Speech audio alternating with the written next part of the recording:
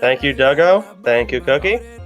And we got the Braves and the Nationals. This game played at Truist Park, home of the Atlanta Braves.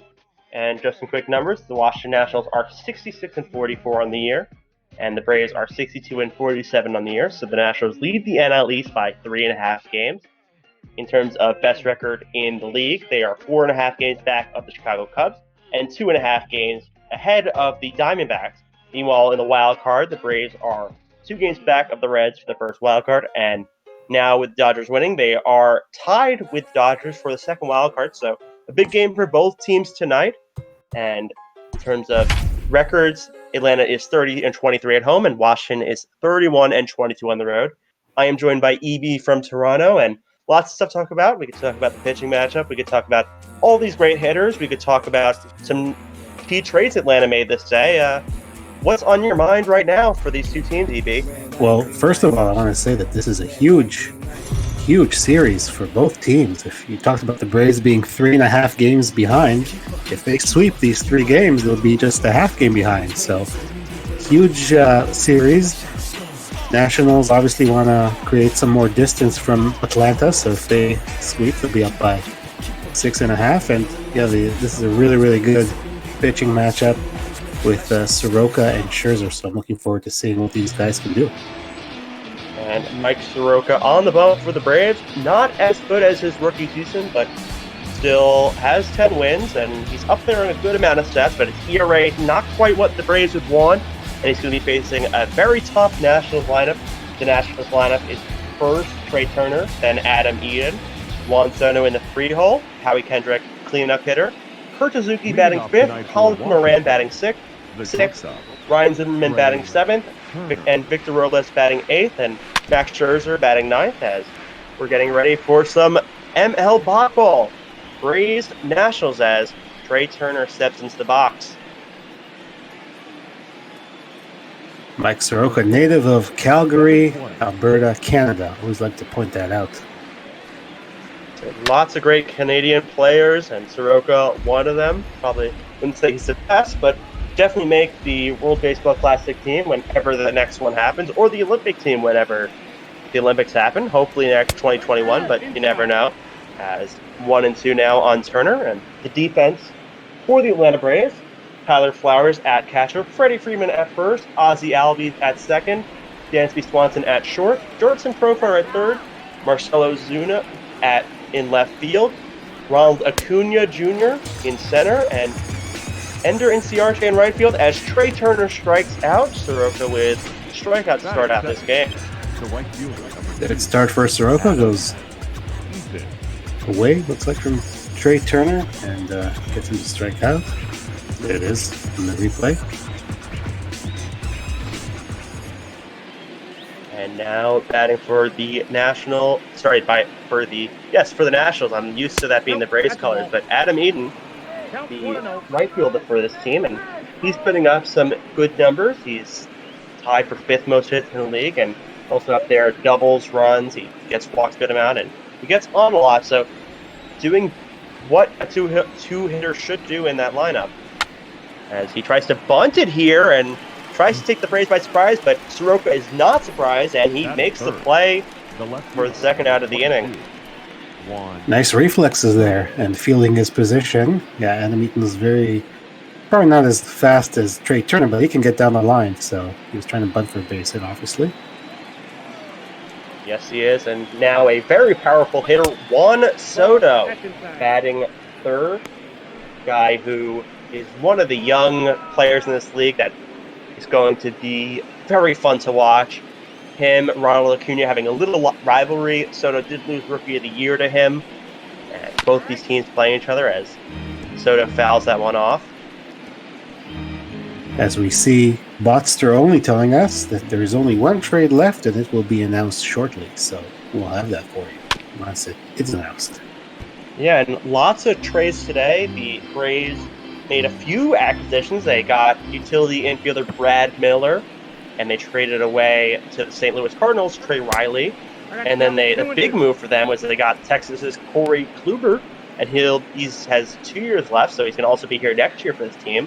They traded away Drew Waters, Tucker Davidson, was an outfielder, Davidson a pitcher, and Johan Camargo, who used to be their starting third baseman, but with Moran, he's kind of unnecessary as Soto strikes out. And 1-2-3 for Soroka. We head to the bottom of the first, a 0-0 game.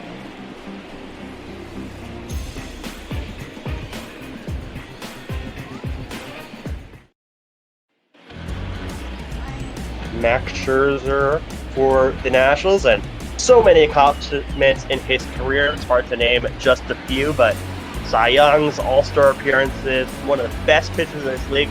Not having the best year so far, but still lots of strikeouts. Still a pretty good whip, but ERA and his win-loss, not what he's used to.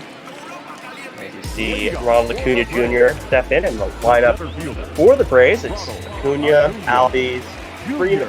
Sorry, I mentioned the Atlanta lineup, so I'll mention the Nationals one next inning. But Scherzer on the bump is 1-0, and the deal for them, though, is Suzuki, Zimmerman, Ryan Zimmerman at first, Howie Kendrick at second, Trey Turner at short, Tom Moran at third, Juan Soto in left, Victor Robles in center, and Adam Eaton in right field. 2-0 now in Acuna. High, 3-0. Not the greatest start here for Scherzer, falling behind Acuna. And you mentioned the ERA a little higher than what we're used to seeing from him.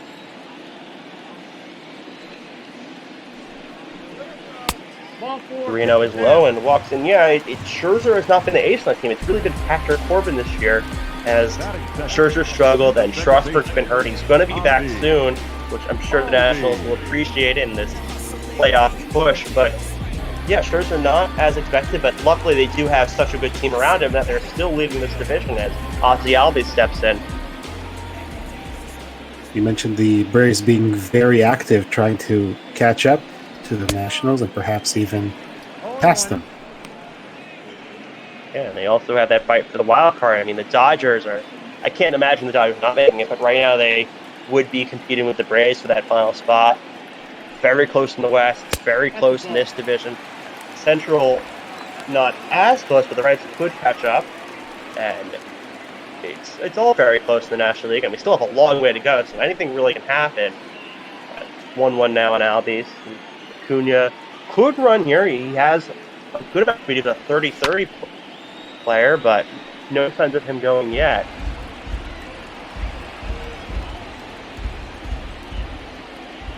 See, they show the numbers. Albies against Scherzer are not very good. I think it was 5 for 30. So.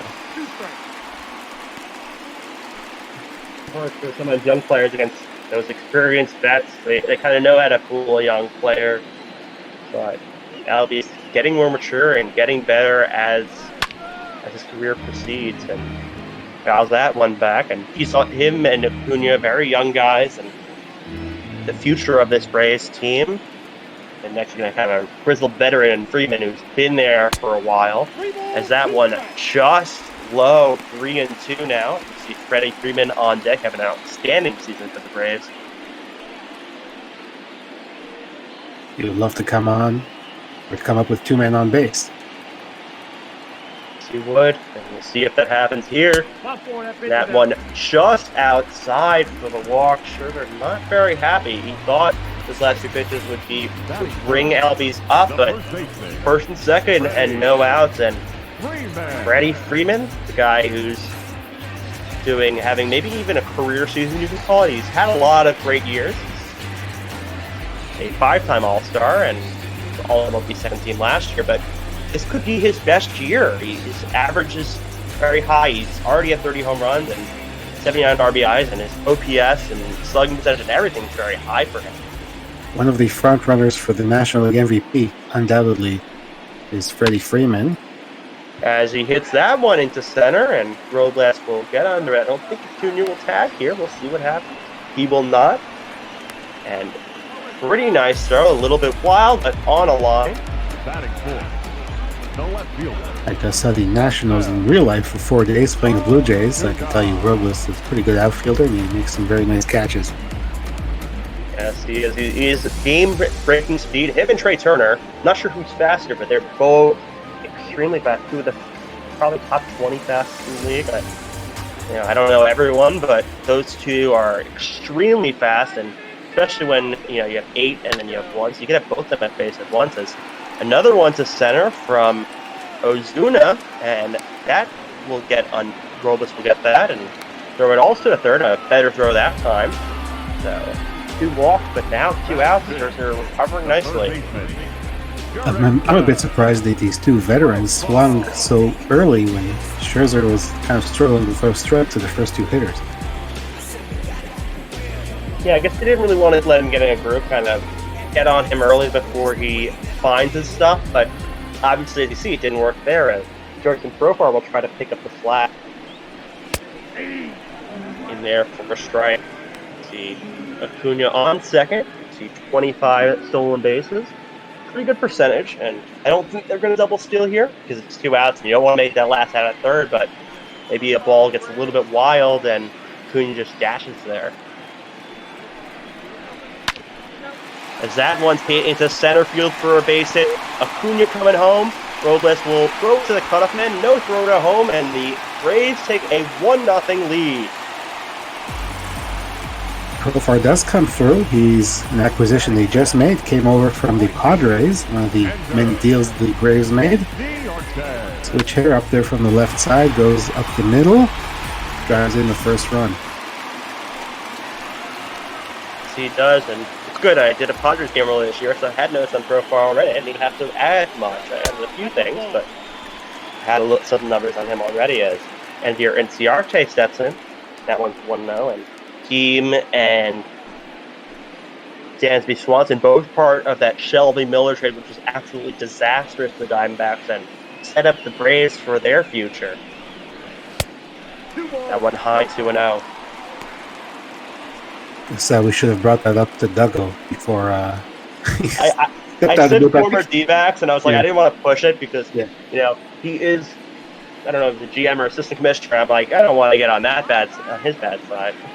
Not to mention the Diamondbacks just lost, so he's not in a great mood. As that one's dribbled down the line, but it looks like it will get foul, so remains 2-1.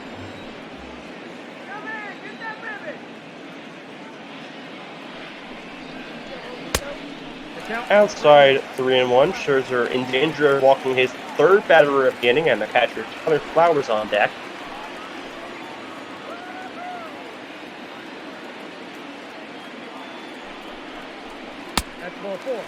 Low ball 4, Scherzer's 3rd walk of the inning, and Flowers with a great opportunity to drive in more runs and further this lead. Not too often do you see Max Scherzer walk 3 guys in 1 inning. Doesn't have his command early on. Braves need to cash in as much as they can. Yes, they do. Soroka not a shutdown pitcher, really. He's had some great games. He had 2 complete games, but he's not going to really shut down this Nationals lineup. As you see, Flowers just needs 1 RBI here, and 1 home run here, and he'll get 100, and it'll be a grand slam. I don't know how often that is. I'm sure it's very common where that 100th is a grand slam, but because so many people get 100, I'm sure a few have done it. As that one swung on and missed, 0-2. See more balls and strikes from Scherzer so far, and Flowers looked like he's going for that 100th home run with that swing. Yes, he is, and I remember I was doing the Yankee-Red Sox game yesterday, and Chapman had more balls and strikes, as that one swung on and missed, and Scherzer, despite giving up a hit, 3 walks, he only gives up 1, and we head to the top of the second. Atlanta leads 1-0.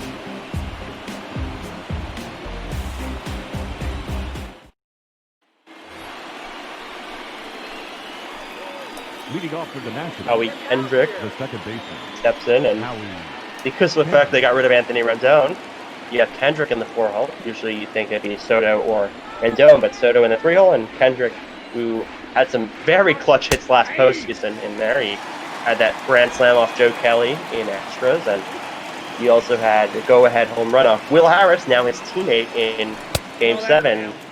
Made the lead 3-2, and they ended up winning 6-2 after a Rendon 3-run home run. That must have been an awkward meeting of spring training between Will Harris and Kendrick. Yes, I'm sure it was. I remember I hit a home run off you. I mean, that happens a lot. I mean, the Yankees signed Garrett Cole. They also once signed Carl Pavano, shut them down in the 2003 World Series, although he couldn't really play much for us. But, a lot of the times that happens. You sign a guy that did beat you in the postseason, or you had a key moment off of it. It counts now 3-1 to Kendrick.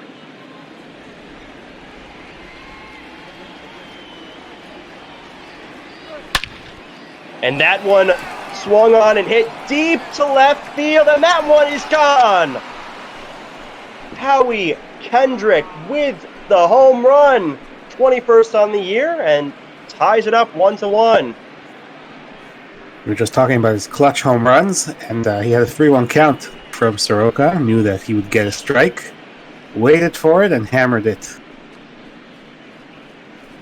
You see 99 exit velocity, 417 feet, and no doubter right off the bat.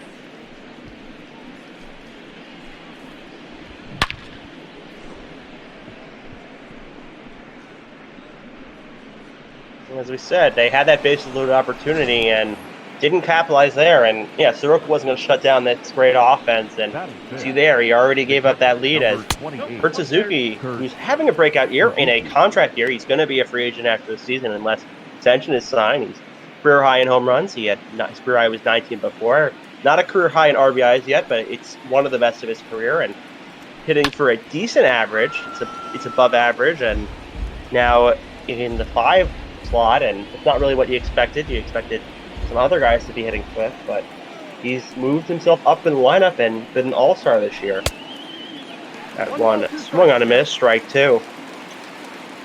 Second tour of duty for him in Washington. He was there in 2012 and came back last year after spending some time with these Braves.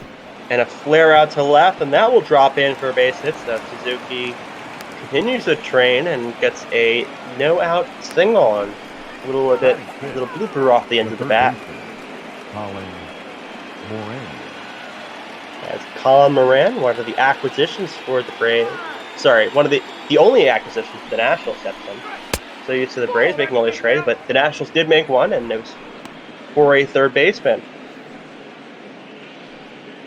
Colin Moran originally with the Astros, and then he was traded to the Pirates in Garrett Cole deal. We were just talking about Garrett Cole, and then now with the Nationals. Yeah, and the Pirates did trade a lot of guys. I don't know if they made the most, but they made a lot. I think at least 5 or 6. So it's not too surprising that they traded Moran. They did keep Bell. He was on the block, but he would have commanded a pretty big return. And he's still a building block for them in the future. I think it's better for them they didn't trade him. As that one swung on a miss, 2-2. Yeah, he's switch hitting first baseman, fears of control left. He can hit for power. Definitely a guy you build around, but Moran wasn't really in their long-term plans. That one swung on and missed, and Soroka recovers a little bit and gets the first out of the inning. His third strikeout of the day. The first baseman. For the Pirates, it's Ke'Bryan Hayes, who's their third baseman of the future, and he's already up in the majors, so there really was no more room for Moran to play. Yeah, he was a top prospect for them, so it did make sense. A lot of guys they traded Jacob Stallings, so they could bring up a catcher that was one of their better prospects. And Ryan Zimmerman steps in, and also with Bell, he was last year. Remember, he got up to such a hot start. It was him, Bellinger, and Yelich that were kind of the debate for MVP, and Bell did tail off towards the end. But you see his potential; he could be one of the best players in the NL, and he's worth more than kind of what any prospect can give, unless it does turn out to be a really good prospect where Bell has a bad injury. As that one's hit to second, and Albies to Acuna to Freeman for the double play, but not before the Nationals tied up on a home run. Sorry, they're showing the double play, but on a home run, and we head to the bottom of the second. 1-1, Nationals and Braves. Dansby Swanson in there, and he was a first overall pick. We know how there's a stigma behind them because I believe the only one in the Hall of Fame is Ken Griffey Jr., and obviously still very good, but 8th in this lineup for the Braves, and very speedy shortstop. Swings and misses, 0-1. Just 7 for 38 against Scherzer, and I'm guessing he takes a lot of swings like the one he just took. Yeah, and sure. I mean, he's played them a lot because Braves and Nationals are in division. You get to play a lot of games against them, and Swanson has gotten a lot of craft, but more strikeouts than hits is not very good. Yeah, I think a lot of people can say that about Max Scherzer. Now, there's a guy on the bench for the Braves who has 2 home runs in one game against Scherzer. I do not know who that is. Well, let me see if I could know who that is. Is it Darnell? I feel like because he played for the Mets. Is it Darnell or no? He might, but I don't know. I'm talking about Kevin Pillar, and how do I know that? Because he played for the Blue Of course, he Jays. was a Blue Jay. Yeah, no kidding. Was it when Scherzer was on the Tigers, or was it when he was on the Nationals? No, it was when he was on the Nationals. It was in 2015. Okay, as that one's hit into center. Robles getting a lot of action out there, and he got under that one for the first out. Batting ninth, the pitcher. Yeah, that's how I know it. From that one game in 2015. And Mike Soroka, not a bad average for a pitcher. At least Scherzer has a similar average hitting, so 2 nice hitting pitchers. He even has a home run. Maybe we'll see another one here. The very nice highlight, but it's hard against Scherzer as 1-0. Yeah, Mike Soroka hit a home run in one of the games we had on BotBall. Don't remember which pitcher it was off of, but it was somebody from the Phillies. And it looks like a trade's in, and Oakland gets pitcher Ivan Nova for Detroit gets third baseman Jonah Bride. Detroit did want to unload Nova, and despite he doesn't have great attributes, but he's having a decent season. His ERA's in the 3s. But I know I got as a Yankee rep, and I was thinking about him, but there was not really a place to put him. So, but makes sense. It's a nice trade, and I'm sure Nova will be able to contribute pretty well as long as the chain of scenery works for him. Worked him a few years ago when he went from the Yankees to the Pirates. He had a pretty good, solid run with Pittsburgh. Yes, he did. He was. I remember him on the Yankees, and he was maddening a little bit because he showed some flashes, but wasn't consistent. And strike 3, Soroka, as expected, he does strike out. His second strikeout of the day. Number 13, Ronald Acuna Jr. It's possible. It's with the Athletics, right? They have Fires and they have Manaea, but after that, it's a little bit of a question mark. And Nova, maybe he becomes that third starter for them. Maybe they just use him in long relief. I really don't know, but we'll see how Oakland decides to utilize him. As second time the Braves lineup has been up, Ronald Acuna Jr. steps in. It's definitely used for Nova as either a starter or as a long reliever. Although, as you know, I'm not a big fan of the long reliever in BotBall because of the way they're used, but he does have value in either role. He can give you innings, and that's very important. Well, just to prepare you for that, each team has one long reliever. The Nationals have Fred Bramer, and the Braves have a guy you may know, Sean Newcomb. He starts for them in real life, in the bullpen for them. Has 2-2 now on Acuna after he swings and misses. Hovering around the 300 mark. If he gets on a little bit of a run, he can get over that. And that one's high and inside, 3-2. In danger of walking Acuna for the second time today. Or no, he didn't walk Acuna. He walked Albies, I believe. Oh, he walked both of them. Yeah. He walked both of them. Yeah, a lot of speed on that basis. As this one goes up the middle, but Turner gets it. Throws on the first and just gets Acuna. What a play. And we head to the top of the third and a 1-1 game.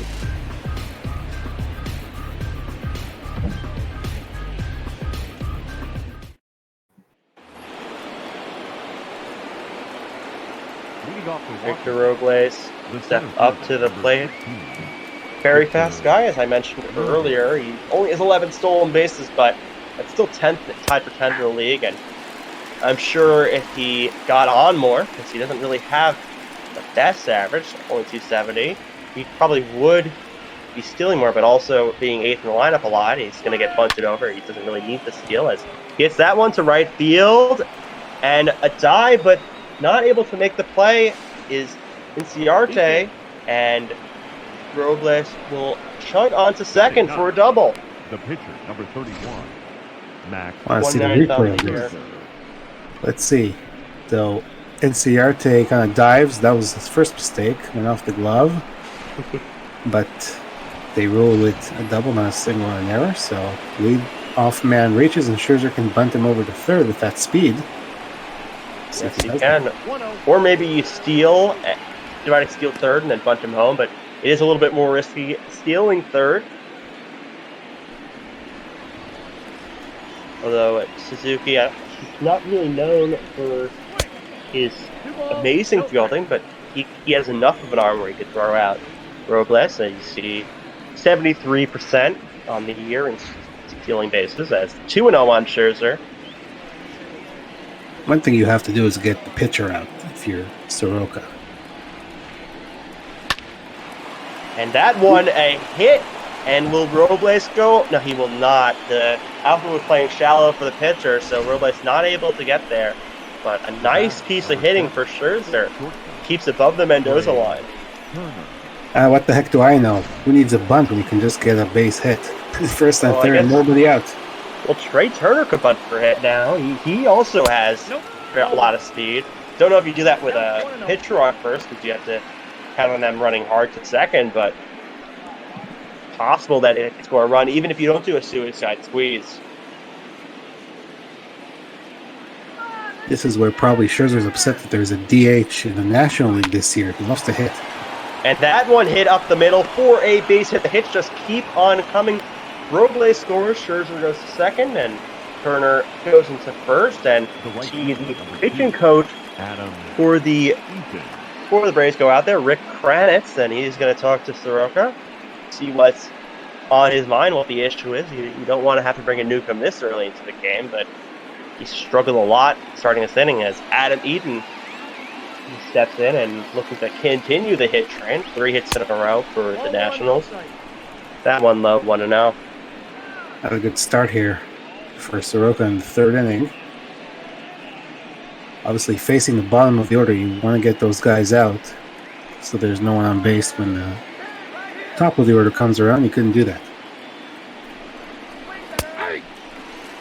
That one in there for a strike. You can count 1-1. See, very good over his last 4 games. A 364 average. Not sure about his power numbers, but very good. 364 would be leading the league in average. Swung on a miss. 1-2. Got a little bit ahead of that one. And that's trying to get revenge here. Last week, the Braves played them in Washington, swept them. And that one hit into right field, but not continuing the hit train. And Inciarte will get under that for the first out. The left fielder, number 22. The complexion of this inning does change if Inciarte does make that diving play on Robles. Because Scherzer, I don't know if he's going to be able to get that hit. You don't know how the infield shifted, and then you don't know it. Even if Turner does get a single, and Scherzer did get a single, you still not have a run this inning, and you have also 2 outs now. At the very least, he should have kept him at first base. Yeah, I get the wanting to make that play because you see it, you think you can get it, and you don't want it to also short hop you, and then maybe you lose it behind you, or it gets up in front of you, and Robles could still get second anyway. But ended up not working out for them as foul ball, and it's 0-2 now on Soto.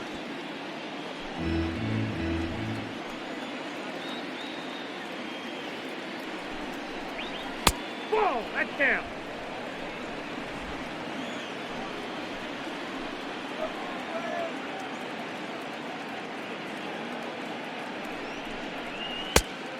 Inside 2-2, and Juan Soto's nickname, Childish Bambino, which combines 2 references, obviously Bambino like Babe Ruth, and Childish Gambino like Donald Glover, his artist name.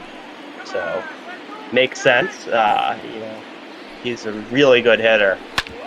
And he hits that one to second, but Albies throw it to Swanson and to Freeman, and that will get double play. But not a full Washington scores 1 on 3 hits. And we head to the bottom of the third, and Washington up 2-1.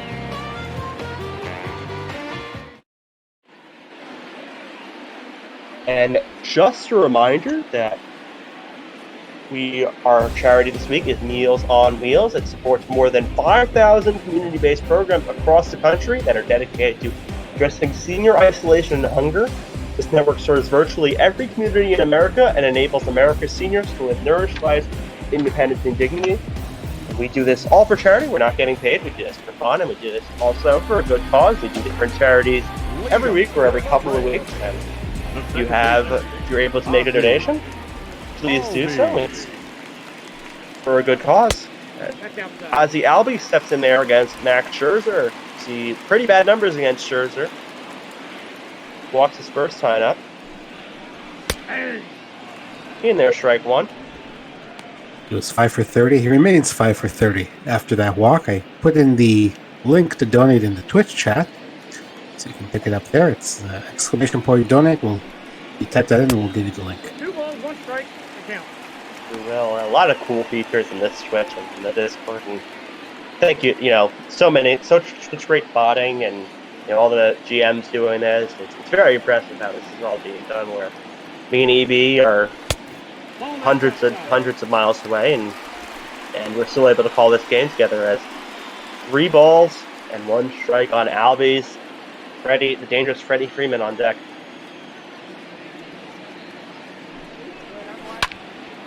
And that one hit into left center field, and a leap by Soto, but he's not going to be able to get that.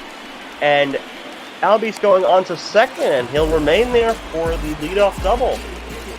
24th on the year, and it's in the top 10 yet, but he's getting up there in terms of cracking the top 10 for doubles. So that was right over his head, and he kind of stopped and let Robles back him up there. Not really sure what happened there, but both of those, like the double that I let off last inning and the double that let off this inning, look like they could have been helped at least this inning. Not caught. It could have, but maybe a little bit misplay there, and Robles not doing much. And 0-1 now on Freeman. You see, it's 11 still base for Albies. Not as good a percentage as we've seen from a guy like Robles or a guy like Turner, but he could still swipe a bag. Nope. Scherzer not very inexperienced though, so you're not going to doesn't have a delivery where he can easily steal off it.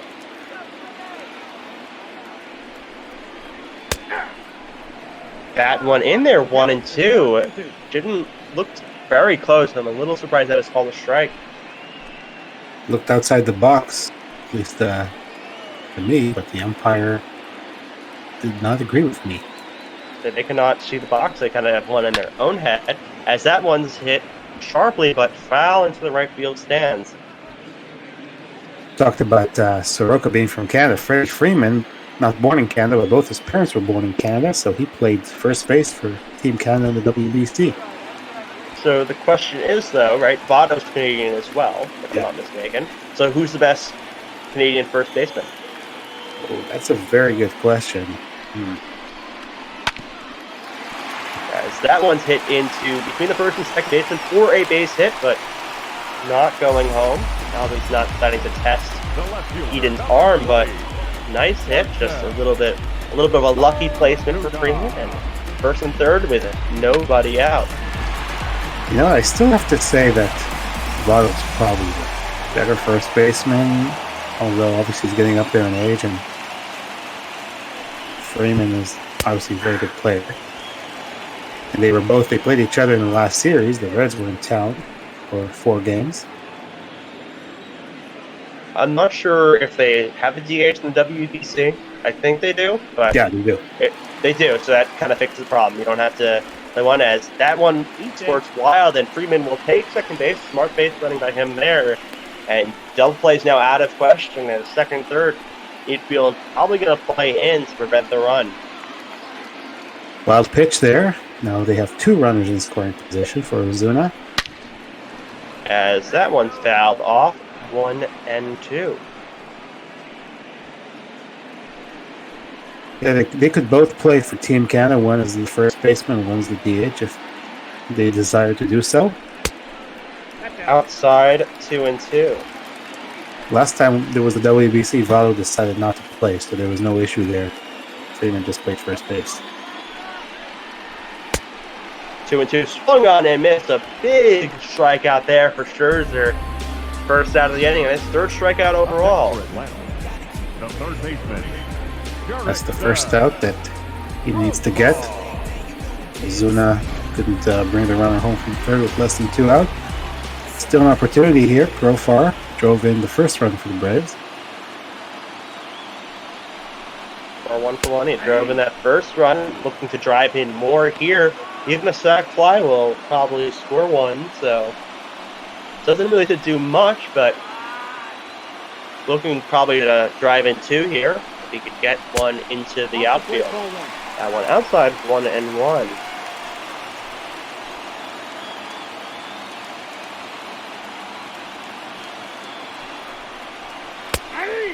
1-1 pitch, just hit the inside corner. 1-2. Profar was a top prospect with the Rangers for a long time. Played with them, but was injured a lot. Yeah, he missed 2 seasons from shoulder surgery, and he was the youngest guy when he got called up, but that obviously hurts you. You become different after surgery, and missing a whole 2 seasons, you're going to be very rusty, and you wonder what would have been if he didn't have that injury. It seems like every player faces one as Profar swings and misses, so now 2 outs, and now basically a wild pitch, or he has to get a hit. The Braves to 4-1 here, or 2. That's what Scherzer can do. He gets runners on base. He's not worried about anything. He can get the strikeouts. Yeah, NCR is going to have to put a ball in play and get a base hit to drive in these runs. Ciarte walked in the first, and that made it bases loaded. But walk here would also make a bases loaded, but I'm sure Ciarte looking for a little more than that. But if Scherzer gets a tip, I'm sure he'll take a walk.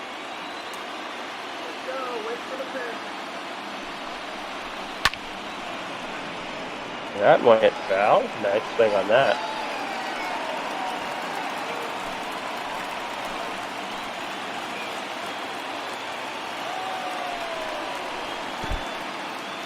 One in the dirt, but blocked by Suzuki, so no runners going there. And actually, Inciarte swung at that one surprisingly.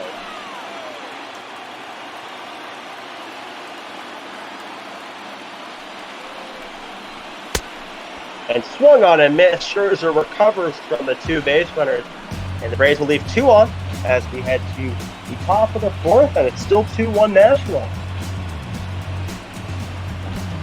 Pretty big outing there from Scherzer, striking out 3 in a row after the first 2 reach. Leading off for the Nationals, the second Indeed it was. As Howie Kendrick steps in, he hit a monster shot in the second, and Circus got to be careful pitching to him.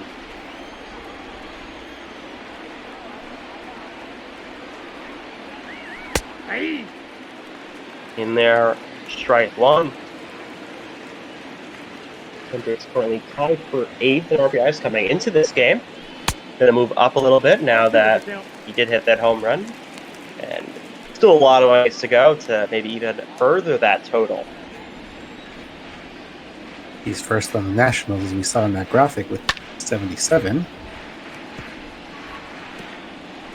Yes, he is. A few guys kind of close, but not really. The closest really, like, there's a few guys within 10.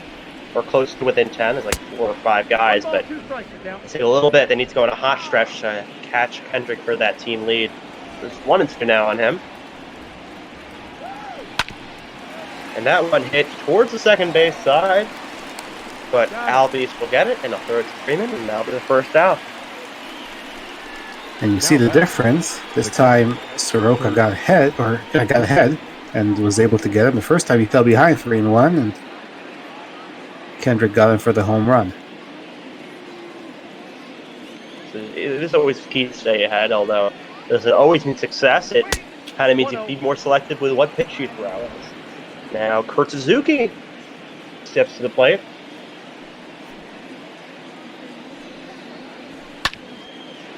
And he pops that one up, and from catcher to catcher, Flowers under it, and he'll catch that for the second out. 2 quick outs. Good job by Soroka. He has to keep this Washington leaded just 1 run and allow his team to come back. He does, and also the Nationals had an off day yesterday, so they're going to be a more rested team, so they're going to have more bullpen arms they can use. Atlanta, they did play a game yesterday, so they're not going to have their entire bullpen available. There's Colin Moran in for the second time. That one just low, 1-0. Braves are playing a lot of games in a row after this series. They go to Wrigley Field. They have 4 games against the Cubs, so not a lot of off days coming up. That's ball 2. That one looked like a strike, but umpire not seeing it as a strike, and Sork with some words for the umpire. Yeah, a couple of pitches on both sides have not gone the way I've expected. Yeah, the key is being consistent. So as long as he's consistent with this, it's going to be okay, as that one's first strike on Moran. But yeah, if he starts getting inconsistent with it, where maybe he's calling that strike for one team and not the other, it's going to cause some words at least to be thrown that way. That's what players always say. At least be consistent. And I know some of the hitters say, don't give him both sides of the plate. You know, like when he goes a couple of inches off the plate, don't do it for both sides because they can't hit that. And that sharp hit ball, and that'll get into right field. Not going to try to throw out Moran, and he'll get a single. I'll be hitting. A pitch that was elevated. He's able to get it into the outfield, and now Ryan Zimmerman will try to keep this inning going for the Nationals. And Zimmerman, he's been with his team for a while as he grounds that one to short. And bouncer to Freeman, but he'll scoop that up, the third out. And to the bottom of the 4th, still 2-1 Nationals.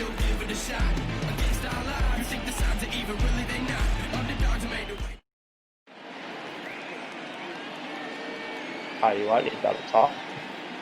You can tell by the animation. Maybe I'm wrong. Yes, Hadi Wadney, and just going to tell you about. So we have one game after this. We have Houston, Minnesota. I think I'll get it right this time. So I got it wrong last night, but it's Lance McCullers, Jose Barrios, and Beardy Buddha, and Tardis 16 on the call. Tardis 16 having a very long day because he's kind of the guy that was in charge of this whole trade thing. So I'm sure he's going to relax himself by getting to do a BotBall game.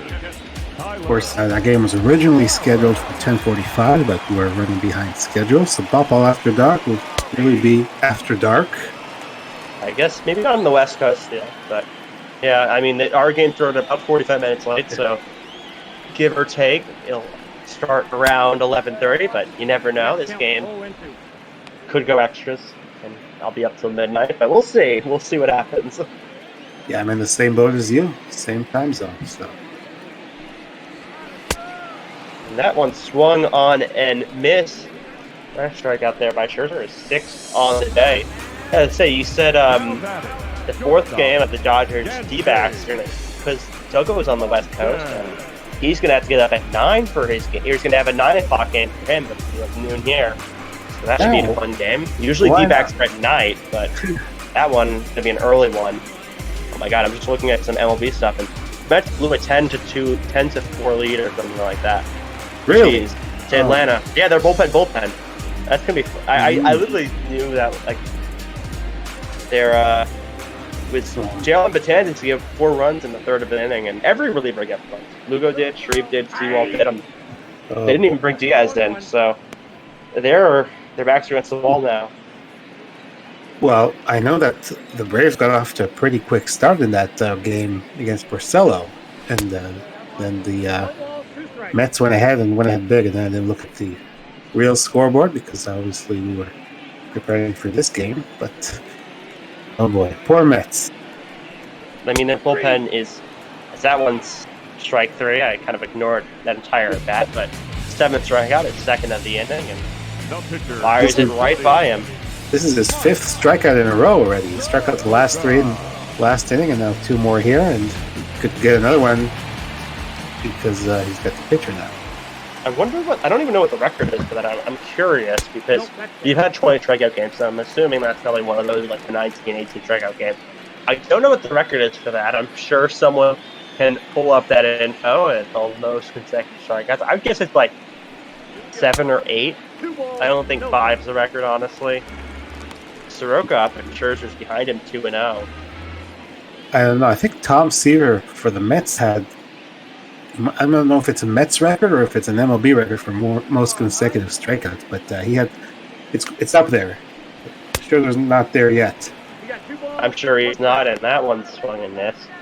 Yeah, but at this pace, maybe. I mean, he's facing a pitcher now, so could easily strike out Soroka. Although Soroka, we saw he has a little bit of pop in his bat, even though he didn't show a lot of pop his first time around.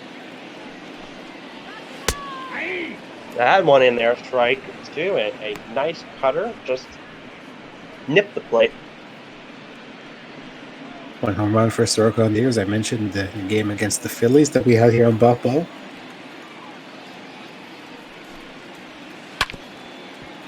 And a slap to the right side, but foul, so count remains 2-2. Despite Scherzer pitching pretty well, his pitch count is up there, 75, and we're in the 4th inning. And they do have their basically entire bullpen. That means the long relievers coming in. That should be an experience. They really should be putting in their middle relievers. They have some good guys. They have Strickland and Daniel Hudson, their former closer, middle reliever. As that one swung on him, it's a 6th strikeout in a row. Scherzer dealing right now as we head to the top of the 5th. And it is 2-1 Nationals here on ML BotBall.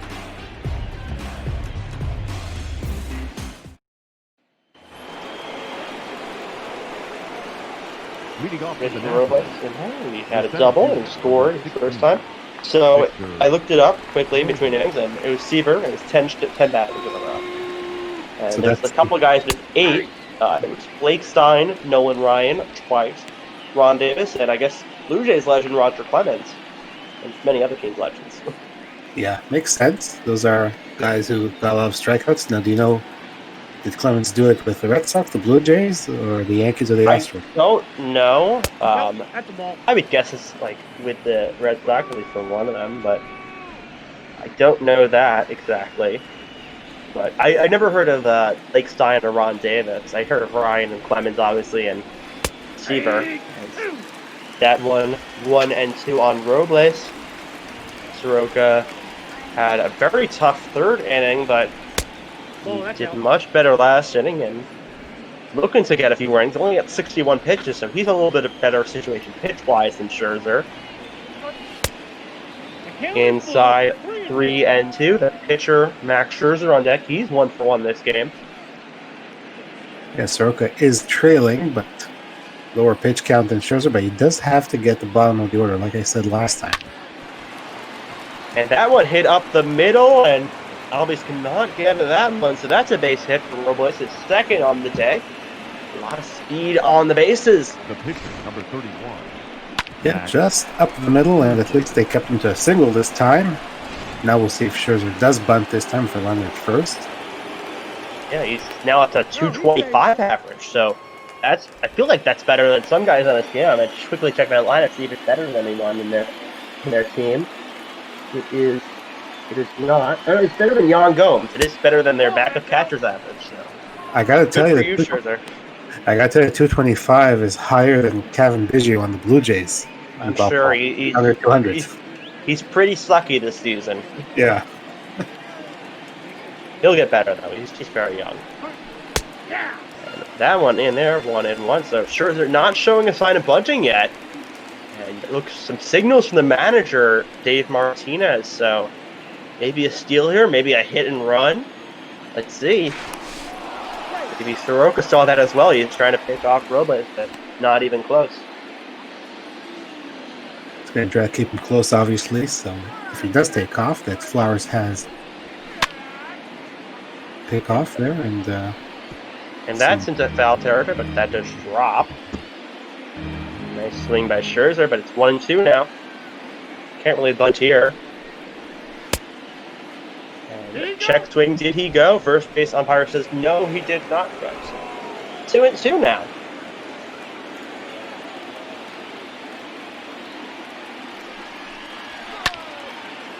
And that one hit into left center. Hit pretty deep, but Ozuna will get under that one for the first out of the inning. Put a pretty good swing on that pitch. Yes, he did. I mean, he has a few homers in his career, Scherzer. So he could hit a Yabo, but not common, obviously, and he doesn't have any this season. It's Trey Turner up, third time around for the Nationals. That one just low, 1-0, and you see Turner second on the Nationals in hits, and also 11th in the entire National League. He's also first in triples. And that's the thing he leads on, and first in stolen bases as well. So, and he's up there in other categories, but he's eighth also in batting there. So he may garner some MVP votes as a pitch out, and do they get Robles? They do not. I don't know what happened. He picked it up and then tried to tag Robles and did not get him.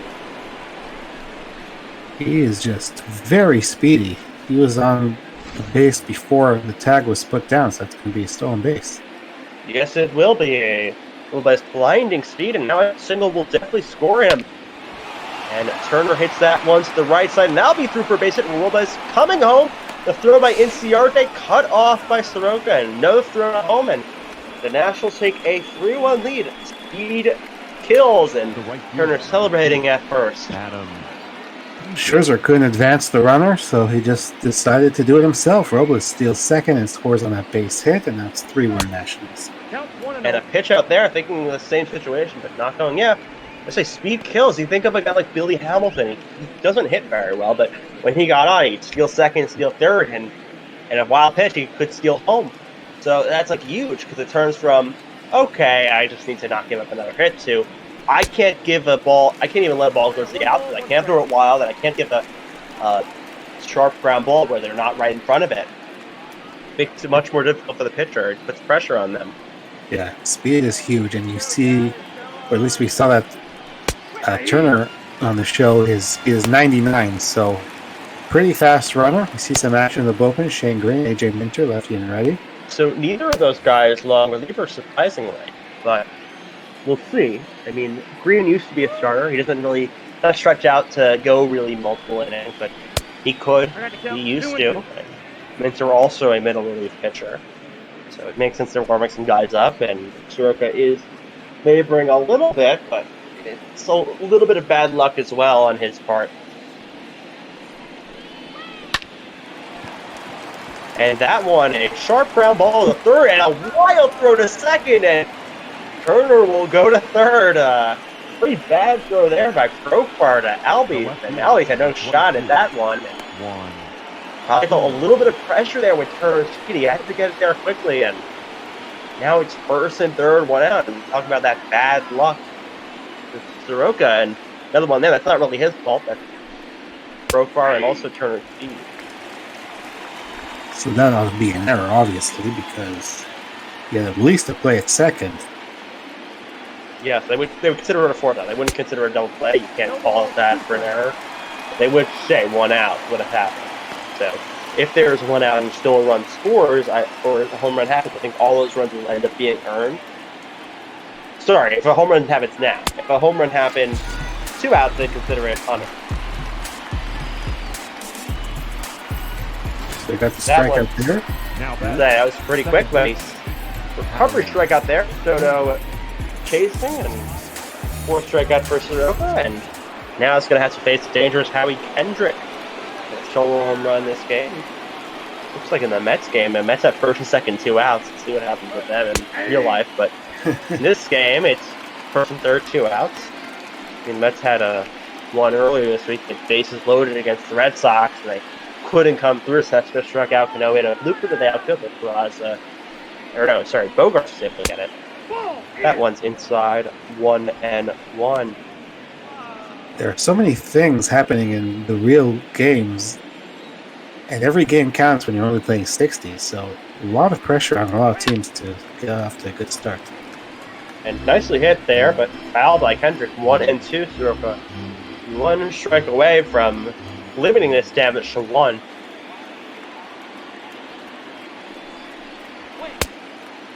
high. Can't triple that off for that at that one. 2-2. He's had to work hard this inning. Inning probably should be over. So he's up to 83 now. He was up to like 60 going into the inning. I was like, oh, we could go a few more innings. Now he's up to 83. So maybe his last batter, maybe they pitch him 1-0. But now 3-2. So the runner from first will be off, and Single could actually score 2 possibly. First is Adam Eden, then he has some decent speed. The 3-2 is hit into right field. It's Yarde coming in, and he'll make the play. So the Nationals able to score 1 on a Trey Turner single for Victor Robles. And we're going to head to the bottom of the 5th. 3-1 Nationals, and middle of the Atlanta, or top of the Atlanta lineup coming up. Lots of great hitters.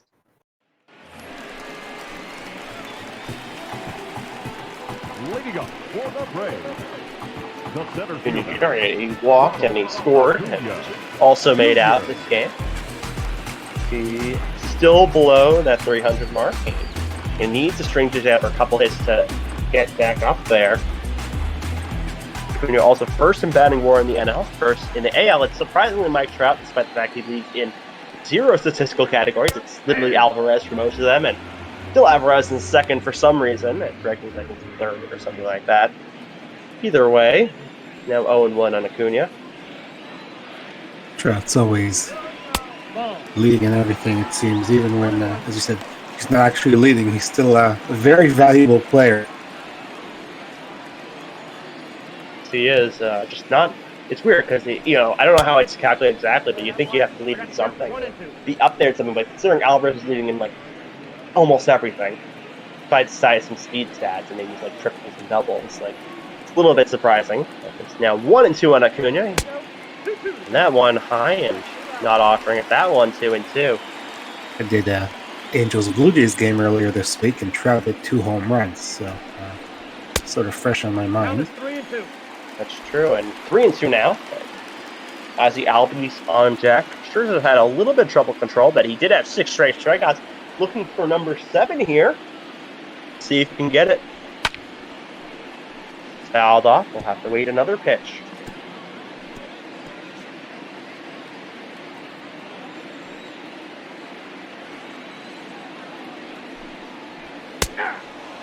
And that one is called strike 3. The strikeout streak remains alive. I'm not sure if it was a strike or he went, but strike 3 anyway for the first out.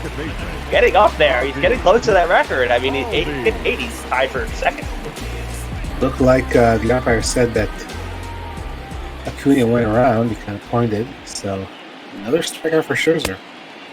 That one swung on a miss. 0-1. Yeah, it's going to be hard to strike out all these guys. There's a lot of good guys right now, but we'll see. We'll see. He's looked like the Cy Young trick. He's looked like the guy we saw in the playoffs, the guy we saw win 3 Cy Youngs. Not like this year's version, because this year's version has struggled a lot, but maybe this is a turnaround point for him. But 0-2, he's in control of Albies. Gonna possibly get his 8th strikeout if he gets one here. Maybe I'll call some history. The BotBall history will never count in the real record books, but in the BotBall record books it will.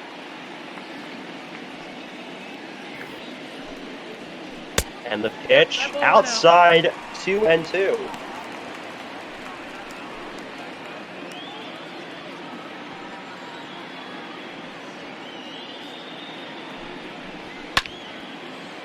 And that one fouled off, so the count remains 2-2. Looks like in real life the Mets lost. Ross had 2 runners on, they flew out, so the Mets lose 11-10. Another crushing loss for them. They've had like 3 of those in a row. Oh my goodness. They almost stole a win with Parcello pitching. It's been pretty bad for them. He got traded to the Red Sox today in BotBall, so he's back on his former team.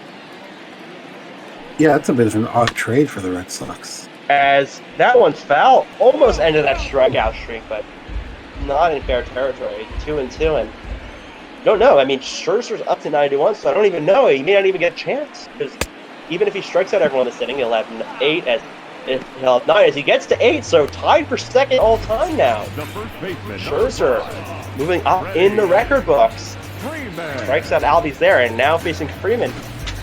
I think Martinez will come in next inning. He's looking so dominant, and he could pitch over 100, but you never know. They may try to pinch hit for him or do a double switch if it ends up coming to his spot in the order. As Freddie Freeman up, he singled in the 3rd inning and made out in his other at-bat. Yeah, Scherzer is a guy who will give you 120, 130 pitches if you let him. He's not afraid to go out there and just pitch and pitch and pitch. Yeah, especially in a huge series like this, when the Nationals obviously trying to put some distance away from the Braves in the standings. Yeah, you don't want to use him too much because you don't want to get him as that will not be a strikeout. That will be a single from Freeman. So the streak ends at 8, but he'll be tied for 2nd of all time, and that's probably the Nationals record. So if they at least has that, he may have that already. I don't even know. You see his totals, pretty good ratio of strikes to balls after struggling with that early in the game. And you thought that if anybody could break up this strikeout streak, it probably is Freddie Freeman. Excellent hitter. Yes, the mascot for the Braves celebrating. The Braves are down 2. They need to generate some offense here. Millwall lineup, so Ozuna with a chance here. 2 outs. Man, runner on first. That one popped up to Zimmerman, and he's going to head under that. So, not a strikeout, but an out. And Scherzer with a relatively unscathed 5th. He gets 2 strikeouts, gives a single, and we head to the top of the 6th, and it's still a 3-1 game. As Shane Green, Yankees legend Shane Green, comes in as part of the Didi Gregorius trade. Now he's on the Braves. Now, he didn't go to the Braves in that trade. He went to the Tigers, but now on the Braves, he closed for them for a little bit. 2019, but then he struggled and got removed from the role. I believe it became Luke Jackson after that. He's another really pitcher on this team. Kurt Suzuki in, and Green has pretty good numbers in the year. There's a 3.57 ERA, about a little over 3 strikeouts per walk, a 1.13 whip. Doesn't throw high velocity, but he has some nice breaking balls in there, and more fly ball pitcher, but he knows how to get out. Says that one's a single by Suzuki, just under the Valdez, and a hit to lead off the inning. The numbers there showed that Suzuki was 0 for 8 against Shane Green, so now he's 1 for 9. Leads off this inning with a single. Green traded over here to Atlanta at the deadline last year from Detroit, and as you mentioned, was a closer for a while. Now he's one of these middle relief roles. Will Smith was signed to be the closer. They didn't really trade for anyone. They have a really good bullpen already. They have a lot of guys who's been used in a closer role, and even their long relief pitcher, Sean Newcomb, is a guy who starts, and he's pretty effective when he starts. So, pretty solid bullpen for the Braves. I don't think we think of it when we think of best bullpens. We think of a team like the Yankees, but Braves bullpen, lots of talented arms. As Chris Martin, AJ Minter warming up, 2 other middle relievers. Minter was warming up before with Shane Green, so his arm might be getting tired there. 2-0 now, and that's one hit to Alves, on to Swanson, on to Freeman, and that's a double play. 4-6-3. 2 outs in the inning. Just what Green needed after giving up that base hit to lead off the inning. Nice double play. He's got 2 outs. He can get Ryan Zimmerman. He goes back to the dugout. Definitely get out Zimmerman. He kind of quick at that last time that I was mentioning. He's been with this team since 2005, so he's kind of been with the ups and downs. The team used to be good, and then they were pretty bad. They signed some guys to try to get good, but now they're actually good. And I don't know how long he's going to be there. I mean, he's so old that he was on an AAU team with BJ Upton, David Wright. Like, those guys are old. Yeah. He also was on a showcase team with both Uptons and Wright and Mark Reynolds. As that one's hit into left center field for a base, so not able to retire Ryan Zimmerman, and Victor Robles was up to play. See, batting average leaders, Nationals 273, leading the league by a good amount. Braves in 3rd. The Mets, despite being pretty bad this year, 252. Average is pretty low. I'm surprised, but I remember the average used to be the 240s, 250s, and now that's a entire team's average, and that's in the top of their league. And we saw the Diamondbacks sandwich there. We just saw them in the previous game. They're in second place. Yeah, Nationals, pretty complete team. They've got the hitters. They've got good starters like Scherzer, Corbin, Strasburg when he gets back. And obviously the back end of the bullpen very good. One top out of play, and I don't believe Simmons will be going at all. But Robles, it's pretty hot today. He has a single and double, so halfway to the cycle, but the two hardest ones would be next. But he can reach third. So that one's grounded to Albies, and he'll flip it on to Swanson. Albies records all 3 outs, or he starts all 3 outs in this inning, and we head to the bottom of the 6th. 3-1 Washington here on ML BotBall.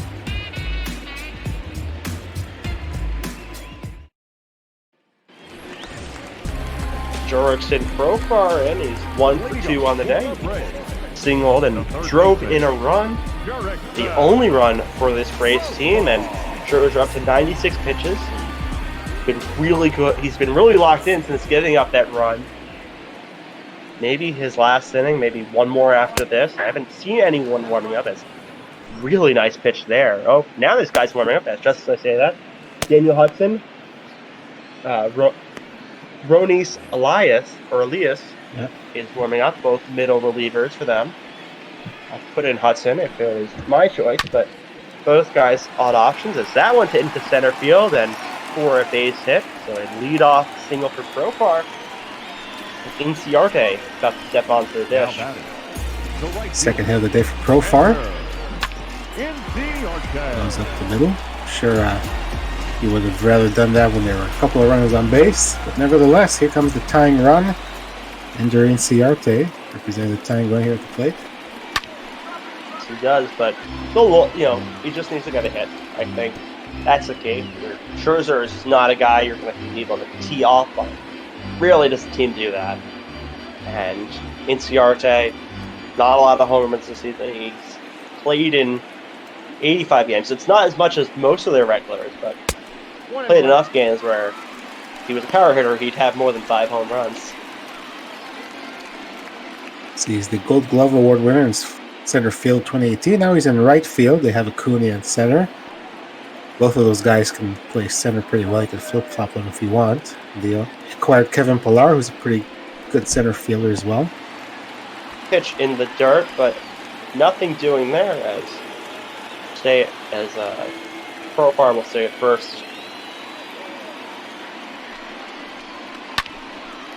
That one popped up, and Suzuki will get under that one and record the first out.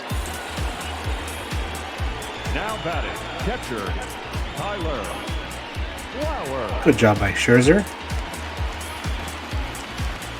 Flowers is going to try to get a hit here, 0 for 2 with a couple of strikeouts. Yes, he will, and Flowers, he good offensively, his season numbers, but his defense has a little bit to be desired. He led catchers pass balls last season. And he had the worst arm strength in 2018. I don't think it's worse now, I'm sure, but a lot of people would have said that. But Yankees, we have a guy named Gary Sanchez who's also criticized for his defensive struggles. I haven't heard as much with Flowers, but I'm also not a ardent Braves supporter. Flowers was originally drafted by the Braves, then he was traded to the White Sox, and then came back after a few years with Chicago. You saw those numbers, 7 for 43 against Scherzer. I'm sure some of that was when both of them were in the AL Central, Scherzer with the Tigers. So they ended up in the same division. I'm sure Flowers was like, oh, I escaped Scherzer when he left. And then now it's like, oh, I'm back with you again. Oh, that's cool. And I get to face you 2 or 3 times a year. And possibly more if they play each other in postseason. As that one's outside 2-2. Hey, got the defending world champions and the defending NL East winners the last 2 years. That one just misses there, 3-2. Anthony Hudson will be on deck, will be up as long as the double play's not hit here by Flowers.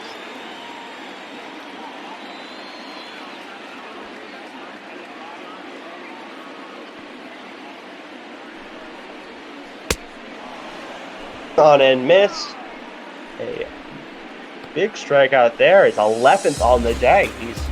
If he pitched the whole game, he's not going to, but he'd be on pace to get in the upper teens, maybe even approach 20, but he's not going to be in here for the entire game, sadly, so we won't get to see if he would.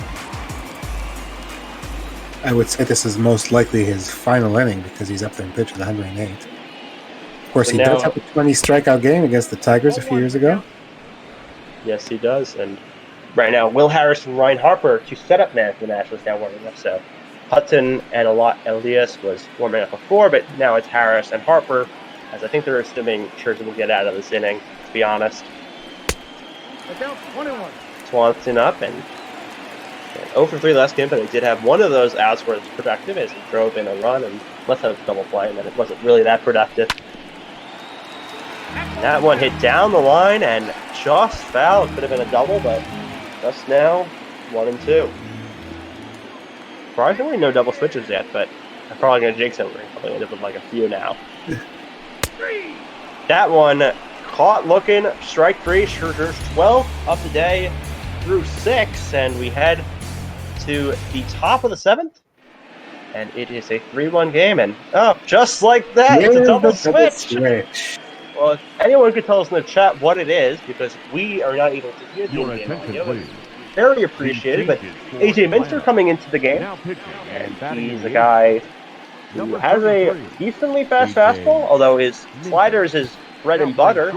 He also has a changeup and two-seam fastball, and not great numbers on the year, but put in a situation here, you're down, so you're not going to put in your best guy. It looks like Castro's in, so he's pinch hitting for Scherzer. So Scherzer done on the day. He gave up 1 run through 6 innings, and he had 12 strikeouts. And Castro, a Yankees legend, he's criticized for his defensive struggles, but he has a great bat. He has a great bat, and that's one thing he's known for.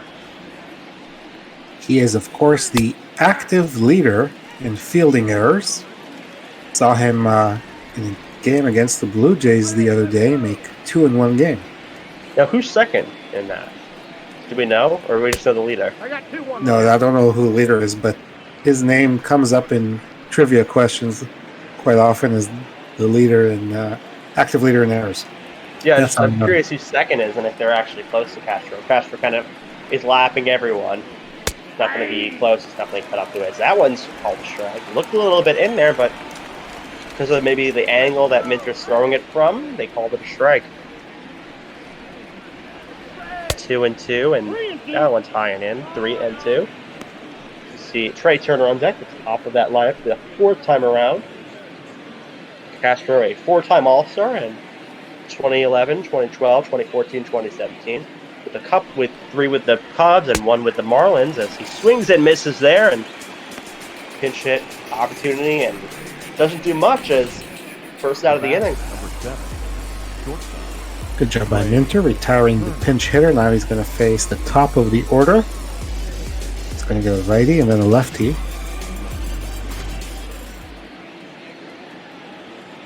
He will, as we have Trey Turner in there, and he drove in a run his last time up. He has 2 singles so far, and it looks like he's going to get another, as that one's into center field for a base hit. Cunha will throw that back in. So speed threat on the bases, but good news is he is a lefty, and maybe he'll have a better pickoff move on Acuna, on Turner if he tries to steal there. Tries to pick him off here and not successful, but kind of keeping him close.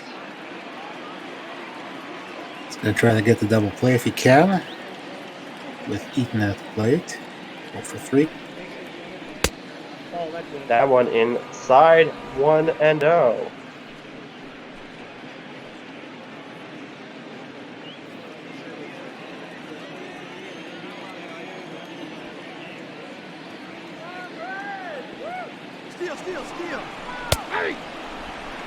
And a steal attempt by Turner, and he'll get in there pretty easily. They didn't pitch him out, so he's going to get a steal there, and that will continue. That will extend his lead, and he has now 35 on the year, 35 for 38. Not even close. As you saw there, Flowers had no shot. That one's hit into left center field, and a weird slide there by Ozuna, not even close.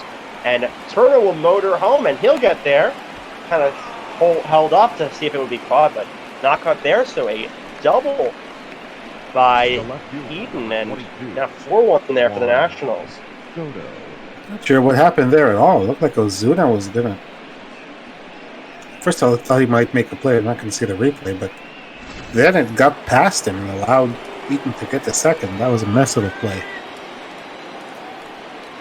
It was, and yeah, I don't know why he really went for it there, but Ball one, no strike. maybe he saw something we didn't.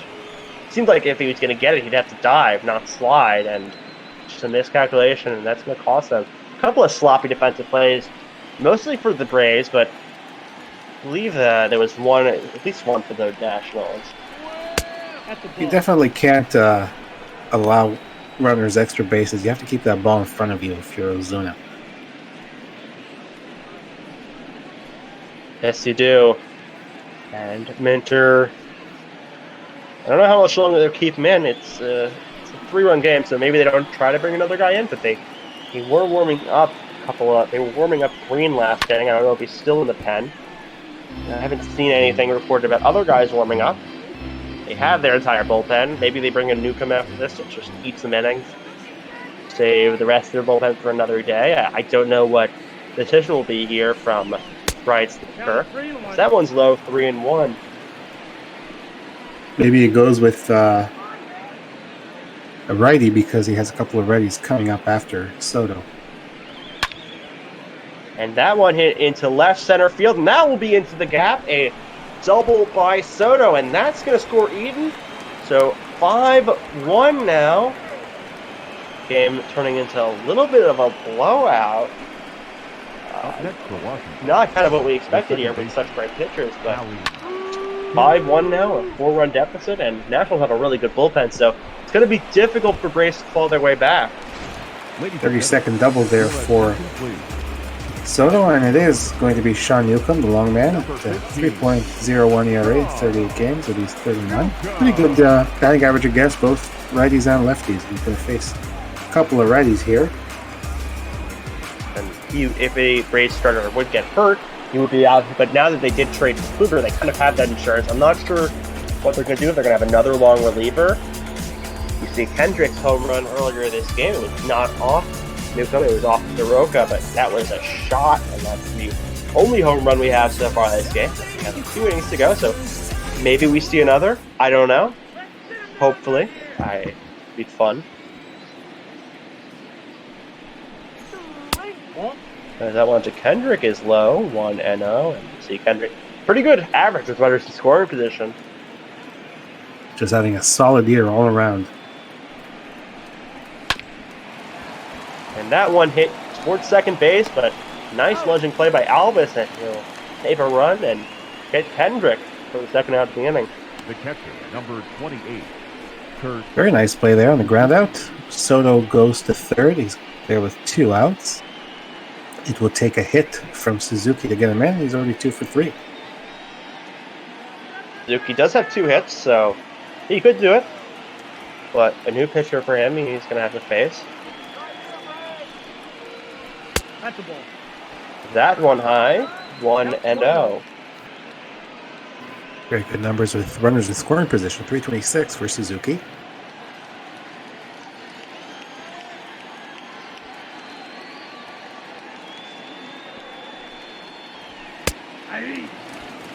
One just in there, so 1-1 evens the count.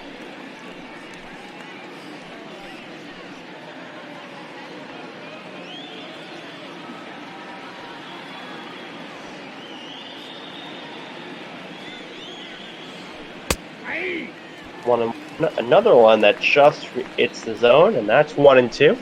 Newcomb 1 strike away from getting out of this inning. Our umpires really enjoying making the borderline calls today, I see. Yes, they do. Lots of pitches. They're testing this umpire today. I'll be honest. don't know. They didn't say who the umpires were at all. I don't think they ever do.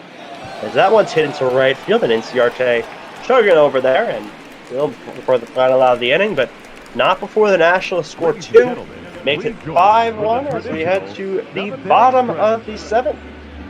There's our answer. Hechavarria came in on the double switch. Not sure which position, though. Probably one of the infield spots. Your attention, please. Yes, and Now, Daniel Hudson steps in, the former Nationals closer. Not exactly sure why he's not closing for them this year, but middle relief pitcher and not terrible numbers. Not his best, but definitely a useful arm out of this bullpen as Adani Echeverria steps in, one of the harder names to pronounce in the MLB. Had a cup of coffee with a lot of teams, including the Yankees, so another former, I think we've seen all former Yankees this game. No, we have not seen Shane Green, but we just see him in the bullpen. We didn't see him in the game, but... And Echeverria came in a shortstop, as the graphic said, so now we know that. So that would mean they took out Swan. That makes sense. Swanson was the 8th hitter. So the 8th spot is not a pitcher. So by the time they may not even get to him. So, and if they do, I would guess I don't know who they pinch at. Maybe Pete Pilar. Maybe Riley. I don't know. Riley did used to start for them for a couple of games. But Echeverria, he also does start in some games when there's not a lot of these times, but if you're against a left-handed pitcher and they have a DH in the lineup, you have a Danny will start, and you just start in the field, and they just move one of their fielders to the DH. The profile moves to DH, if I'm not mistaken, is gets a sharp one to first, but Zimmerman will get that and line out and a first out. Sure, he has a very, very good defensive shortstop. He plays third sometimes, as you mentioned, and he's solid defensively. Doesn't always give you too much with the bat. He's earned his reputation on defense.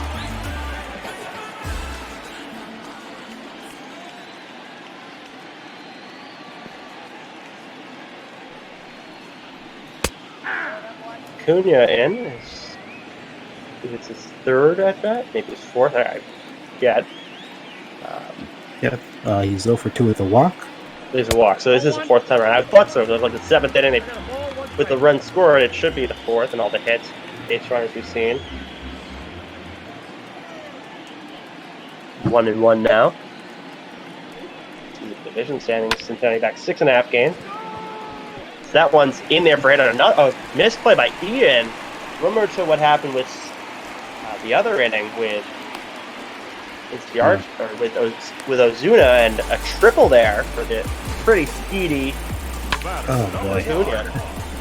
There's another attempt. Love MLB's show. That wasn't even close. Like, did you see where that ball was when he slid for it? Yeah, I don't know. Maybe they need some glasses. I don't know. Or maybe his contact fell out if he had flat contacts already. But Albies up with a prime opportunity. Doesn't even need to hit one. Got a hit to drive in Acuna, and a wild pitch also possibly scores him. I don't know if he'll risk it when you're down by 4 and Albies up, but gets far enough away. I'm sure he'll be happy to take that. He's got enough speed. If the ball gets away far enough, he can score. I went inside, and we've seen some bad defensive plays by the Braves, but one of their best defenders is Albies. He led second baseman in field percentage last year. So he could hit, he could field, and he's a key piece for this team's future. I don't know if eventually he'll move to short. Maybe they don't think Swanson's a long-term answer. Albies could maybe move to short one day, but so right now he is at second. He's a very good player. I think maybe a bit underrated. Yeah, you could call him that. I mean, Acuna does overshadow it, and then you think of also Freeman. Albies maybe the third guy you can think of in terms of hitters on this team. Is 3-0 now, so ultra hitters count. And that one's taken there for. He's gotten better defensively a lot thanks to the work of the third base coach, Ron Washington, who works with the infielders. You often see him and Albies tossing some baseballs around, working on defense. Washington's been around the game a while. I remember when kind of my first introduction was when he was the manager on the Rangers as Albies blocks, but he's been around. I don't know how many years, but The first baseman. I don't know if he has enough in his resume to be a Hall of Fame worthy, but he's been around long enough where maybe he garners some consideration. Yeah, solid manager and solid coach. He was in Oakland before he went to Atlanta, and he helped Marcus Semien, the shortstop there, with his defense. He didn't win a World Series with the Rangers, but he was very close twice. Yeah. David Freese cost them one, and I forget who cost them the other, but they had 2 times in the World Series and they lost both ones, and they haven't gotten back since. But Washington has coached some pretty great teams, and he's been also on the staff for some pretty great teams. As he is on one now.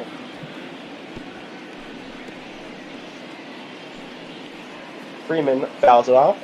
0-2 now on Freeman. Hudson in the game, and he's had a little bit of trouble. His defense has not helped him out, though. Say that, as that one swung on and missed. So second out of the inning for Hudson, and it'll be all up to Marcell Ozuna. Beardy Buddha in the chat, patiently awaiting his game. He calls Ron Washington Cocaine Ron the Twins legend. Yeah, there's some stories there, obviously. So I wonder if how he should, I guess, have some fun with the 86 Mets. They were also in it for having a lot of cocaine, so I'm sure they'd have a hell of a time. As Ozuna, I want to know on him. Speaking of Beardy and the Twins, the former manager of the Twins, now with the Tigers, Ron Garner, he played for the Mets. Believe in those years, 86 and so. Did Washington play? I don't remember. Maybe he played in the 80s. Maybe he was friends with some of those guys. I'm guessing he played for the Twins if Beardy is calling him a Twins legend. I don't remember that. I'll have to look it up.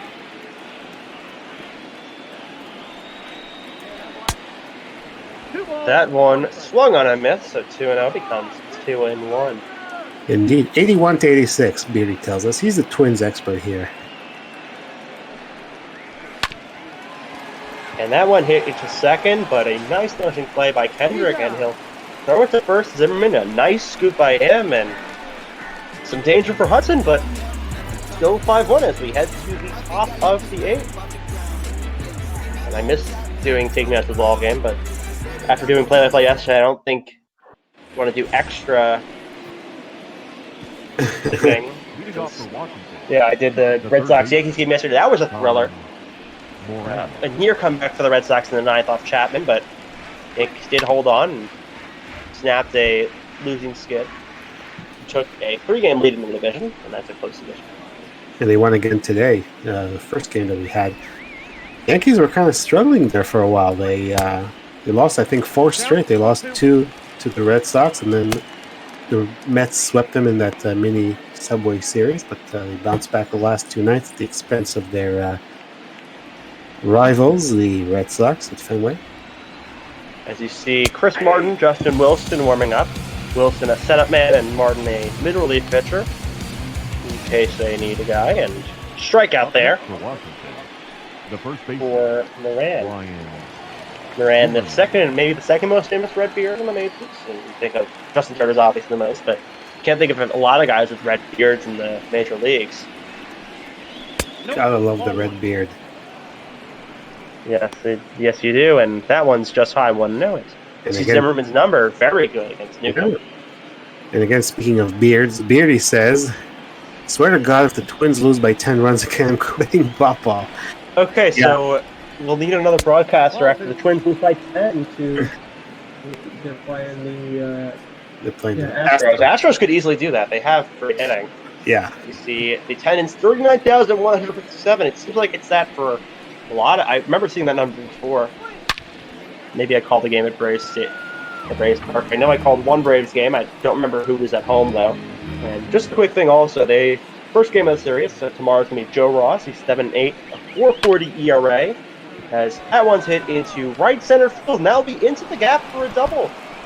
He'll be chugging on the way to second. And he'll get in there. So a 1-out double for the veteran Zimmerman. But just quickly with the games, so Joe Ross, 7-8, a 4.40 ERA versus Felix Hernandez, who's kind of having a little bit of a resurgence, 9.44 ERA, and then you have Patrick Corbin, not 12-7, a 3.61 ERA, against Passing to Michael Walker, 9-9 with a 3.42 ERA. Michael Walker pitching on Sunday, another one of those trade acquisitions by the Braves. I think they fly out to center field. Originally signed by the Mets, but the Mets has had an awful season, partially due to some injuries in their pitching staff, partially due to just underperforming by their hitters as second out of the inning, a fly ball to second to Acuna, and a pinch hitter here. It looks like Asdrubal Cabrera. Yeah, it's Asdrubal Cabrera. A Mets legend, I guess. And Indians legend. He played for the Phillies. He's a Phillies legend. Taurus would probably tell us that. If he is watching, and he hits that one to third, but fielded by Transfer, and they'll throw it to Freeman, and they'll get out of the inning, and one runner on, but nothing doing there, and it hits the bottom of the eighth. 6 outs left for the Braves. Ladies and gentlemen, your attention please. As you see, Wonder Guerrero, a bit of a surprising decision putting, but I guess with the 4-1 deficit, you don't put him, you don't get ready to put him in a cold, you put him in a relief pitcher. 5.77 ERA, so not the best of seasons for Guerrero. His whip's pretty high. He has some, he has some good stuff, but he's looking to bounce back here. He's not had a great season at all. He's probably that weak link in their bullpen, honestly. Has to be their long reliever as Will Harris and Elias is warming up again. They're both Harris setup man and Elias a middle relief pitcher, so probably won't see Ryan Harper this game, which is already the 8th inning. I think Dave Martinez is thinking the same thing as you. Sroer struggled, so if he gets into any trouble, some guys are warming up behind him. Of course, he has to face 3 batters before you can even think about that. That is true, and that one's just in there for strike 2-1, and Profar 2 for 3. He had his last at bat. That pitch just outside, just in there, 2-2. A cutter just cuts into the zone.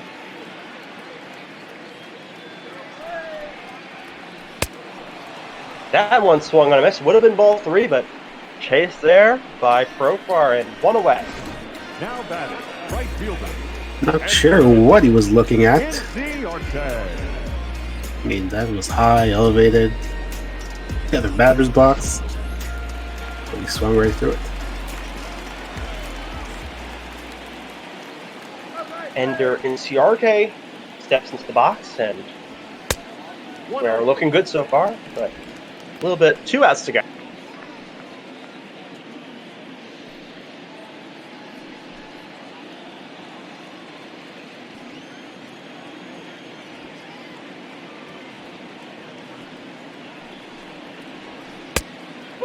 Just outside, 2-0, so behind on the 6th hitter in the Braves lineup.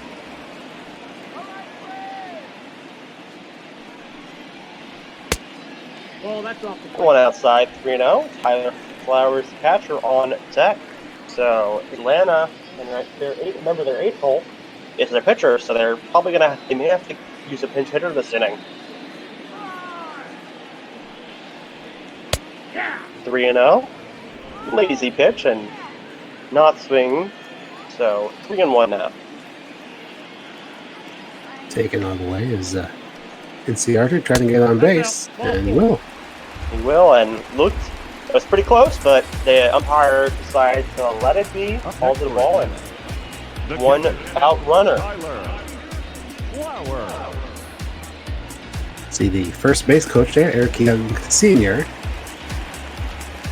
Talked about Ron Washington coaching 3rd. And now Tyler Flowers up, so Sean Newcomb will, as long as they'll play here, Sean Newcomb's done because he pitched 2 innings and he'll be pinch hit for. I'm assuming. I don't think they're going to hit with him. Yeah, I would think so. And that pitch swung on a miss by Flowers. Flowers 0 for 3 on the day. And Atlanta's running out of outs, so they really need some production. And top of their lineup hasn't done much. Really, no one's done much in their offense. Really, with the Nationals dominating this game offensively, even before they kind of blew it open. And that one's hit into right center field, and that will go for a base hit. going on to third. And in with the stage, so first and third now. Working on third. Flowers took second on that one after a little bit of a wild card. Second and third now with one out as pinch hitter will be. Number 9. See who it is. Is that Kevin Pillar? Yeah, I was gonna say, the beard makes sense. Look, you know more about him than me, so you could tell us about him. Well, I'm going to say that he's a very good defensive outfielder. Not exactly the greatest bat, let's say that. True, but maybe he lays one down here. I don't know. You're down by 4, but he does have speed. His numbers aren't terrible. 10 home runs, 41 RBIs. Average could be a little bit better, but not terrible for a guy you have off your bench. He was also the Canadian cover athlete on RBI Baseball 2017. Obviously played for the Blue Jays, so that's why. And acquired from the Red Sox in one of the many deals the Braves made. There's another former Blue Jay on deck in Danny Hechavarria. 3-0 now, so could be base loaded. I would guess this is his last batter. If he walks in here, you gotta yank him, put someone in, because bases loaded now. I'd imagine that Martinez is gonna go to his bullpen. We'll see.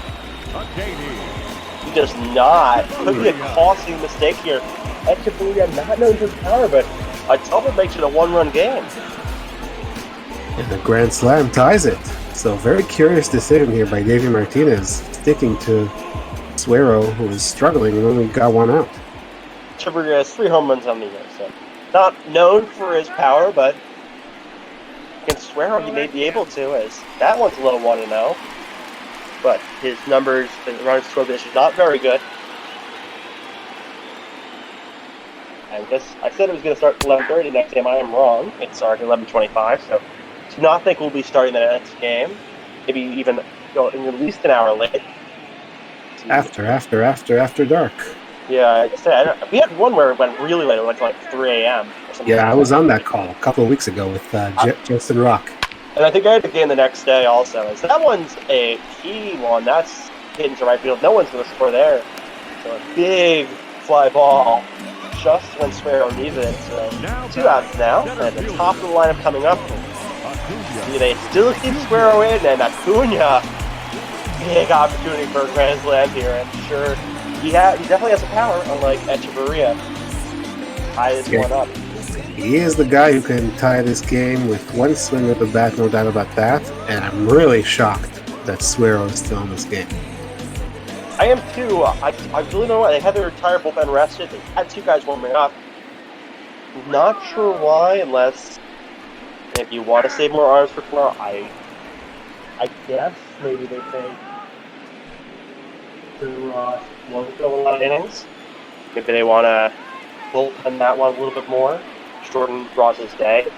Corbin can go a lot, so you're not going to need him for the 3rd game of the series. That one's grounded to first. Zimmerman takes that, and bases loaded, but Nationals able to get out of it, and we head to the 9th inning, and there's 5-1 Nationals here on ML BotBall. Guess Dave Martinez knows something we don't. Yeah, he's barely a genius. So, well, I mean, he won a World Series, so I really shouldn't be doubting him. There's Justin Wilson in there. Oh, the last Yankee guy. The last Yankees legend. Justin Wilson. Guy who's been around. He's not really had a stick with the team for a while, but he is a pretty good pitcher. He's closed for a couple teams. He has had 3 stints closing for he was on the Tigers. He was a key reliever there. He's now on the Braves, and I believe he closed for a little bit, but not closed now. As ground ball to second from Turner, and Speedy Turner still able to get him. Nice throw by Swanson to Freeman for the first out. Echeverria coming in by double switch in the shortstop now, but yeah, good to yes, I was gonna say, Echeverria great defensively, so I'm sure that's gonna help them a little bit. Didn't help them hitting last inning. I don't know if Swanson would have done much better though. Adam Eaton in there, he's 1 for 4 on the day. Justin Wilson, of course, was also with the Cubs for a little bit, and he and Alex Avila were traded there by Alex Avila's father, Al Avila. Tigers to the Cubs. So Al Avila likes to trade his son for whatever reason. Yeah, that was weird. I mean, it reminds me a little bit of Doc Rivers and Austin Rivers. Don't know if Doc Rivers was kind of acting the other time when Rivers got traded, but yeah, it's kind of weird when you trade your son. Must be interesting conversations at Thanksgiving. Yeah. As Eden gets into that one a little bit, and that he'll get a single here. So 1 out single for Eden. He scored last time. Middle lineup now, so maybe some more coming. Maybe they could expand this lead. They're not going to even have to put in. Maybe even square off for the 9th inning if it gets more. That one's in there for a strike. I don't know who they'll put in. It's a 4-run game. It's not technically a save situation. Maybe they put in a middle reliever again. They've already used Sparrow. They've already used Hudson. So they still have Strickland and Elias available. Don't know who they'll put in. I don't think they'll put in Bramer. We'll also have to, it also depends on how they do here. I mean, Soto hits 2-run blast, and I don't think it's a doubt you put in one of your lower leverage guys.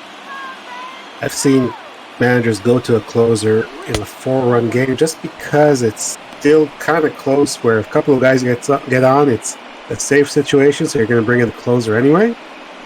We'll see what David Martinez goes. And also with the 3-batter rule, you can't just yank a guy when he gets a hit. Yeah. It can be a 1-run game by the time you're able to put your closer in. Because Soto hits a drive in that one, and that's the left center field, and that will get down. But it looks like Eden didn't go right away, so Eden's going to have to hold up at third, but a 1-out double for Soto. So 2nd and 3rd now, 1 out, and Hendrick up. Nationals are trying to solve all the problems for Davey Martinez, just add a lot of runs, and then you won't have to worry about. I mean, that could work. Like, you don't have to have. Sometimes you don't have to have amazing pitching, and if you just batch enough, you could be great. You know, the Yankees have had some. They had starting pitchers who had some struggles, but then they just out hit the other team, and it works. But also not a strategy when your players get cold. It may not work always. So I believe pitching, I think, is a little bit more valuable than hitting, but you could just out hit a team and win you the game. I think that works in the regular season, but I do feel like in the postseason you're going to face the best pitchers there are, so you should try to match them pitch-wise as much as you can. Yeah, you see aces out there, and sometimes you only need 3 or even 2 if you could open the game. You saw the Nationals had very aggressive use of their starters last year. They used Corbin out of the bullpen, they used Strasburg out of the bullpen, they used Scherzer out of the bullpen. So they could, teams will do that. I think that's going to start becoming a new norm, as long as they're not someone on innings limit, like maybe off of Tommy John. You saw with the Astros, they used McCullers to piggyback off of Charlie Morton when they were in the postseason, and the other way around. Morton finished off Game 7 after McCullers started. Kendrick fouls it off, so 2-2 still. Time opportunity for Kendrick, and take that one high, 3-2. Kurt Suzuki on deck if Kendrick were to walk here.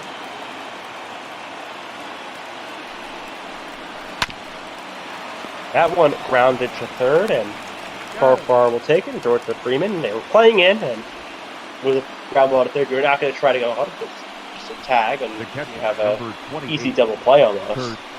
2 outs now, and Kurt Suzuki up 2 for 4 on the day. Had a pretty nice day so far. He's looking to drive in a couple of more and really put this away, but he's not going to get a chance because he's going to be walked. So they decide that they don't want to pitch to Suzuki and they want to pitch to Colin Moran instead. Now batting. He has to have a nice day, Moran, only 1 for 4. He's no slouch himself. A little bit curious. You're not doing to get a force out. Maybe matchup wise, I'm not sure about Wilson's career numbers against Moran or Suzuki. That one's low 1-0. Looks like they just about to show it, and now they didn't just show the base runner. He was like 2 for 8, 2 for 6. I'm not sure against Wilson. That one swung on and missed. 1-1.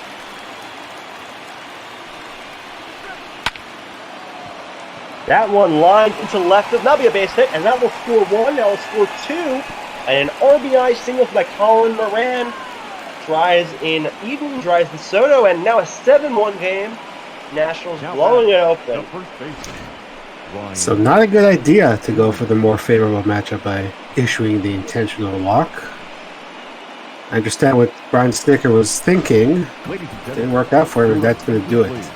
So Hansel Robles, another trade acquisition, will come in. number 57. Yeah, Hansel Robles, a guy who was on the Mets, and he was very good at that team that made the World Series. He had some quick pitches that were controversial. Then he kind of struggled after that. He got waived or DFA'd. Angels picked him up off waivers, and he was pretty good for them, but because Angels need pitchers, we know that. And get a bargain bin guy, and it ended up working out for them. But now on the Braves, you can see he throws 100, so fireballer. We see a lot of those in the bullpen. Had some off-speed stuff and kind of more of a fly ball guy, so hoping Zimmerman can loft one to the outfield and not over the fence. He's had some issues. You were talking about the quick pitches, and he had some issues, I remember, with Mark Teixeira on the Yankees. So he's had some personal issues, but when he's on, he's a pretty good pitcher. Yes, he is. Count. That one's low, 2-1. I'm not sure if any of his teammates or guys he's quick pitched against. I know he's had a few, but not doing that now. He may have learned his lesson. He doesn't want to rub guys the wrong way or cause ejections. So 3-1 now. Victor Robles on deck. He's had a pretty good game. And then it'll be the pitcher spot. That one fouled away. So 3-2 now. Runners will be off from first and second. So that would be Suzuki and that would be Moran. That would be running. That one grounded to the right side, but Albie's going to take it and he'll throw it to Freeman. So Robles gets out of it, but not before the Nationals scored 2 runs. And we head to the bottom of the ninth, 7-1. 17 hits for the Nationals. That's a lot.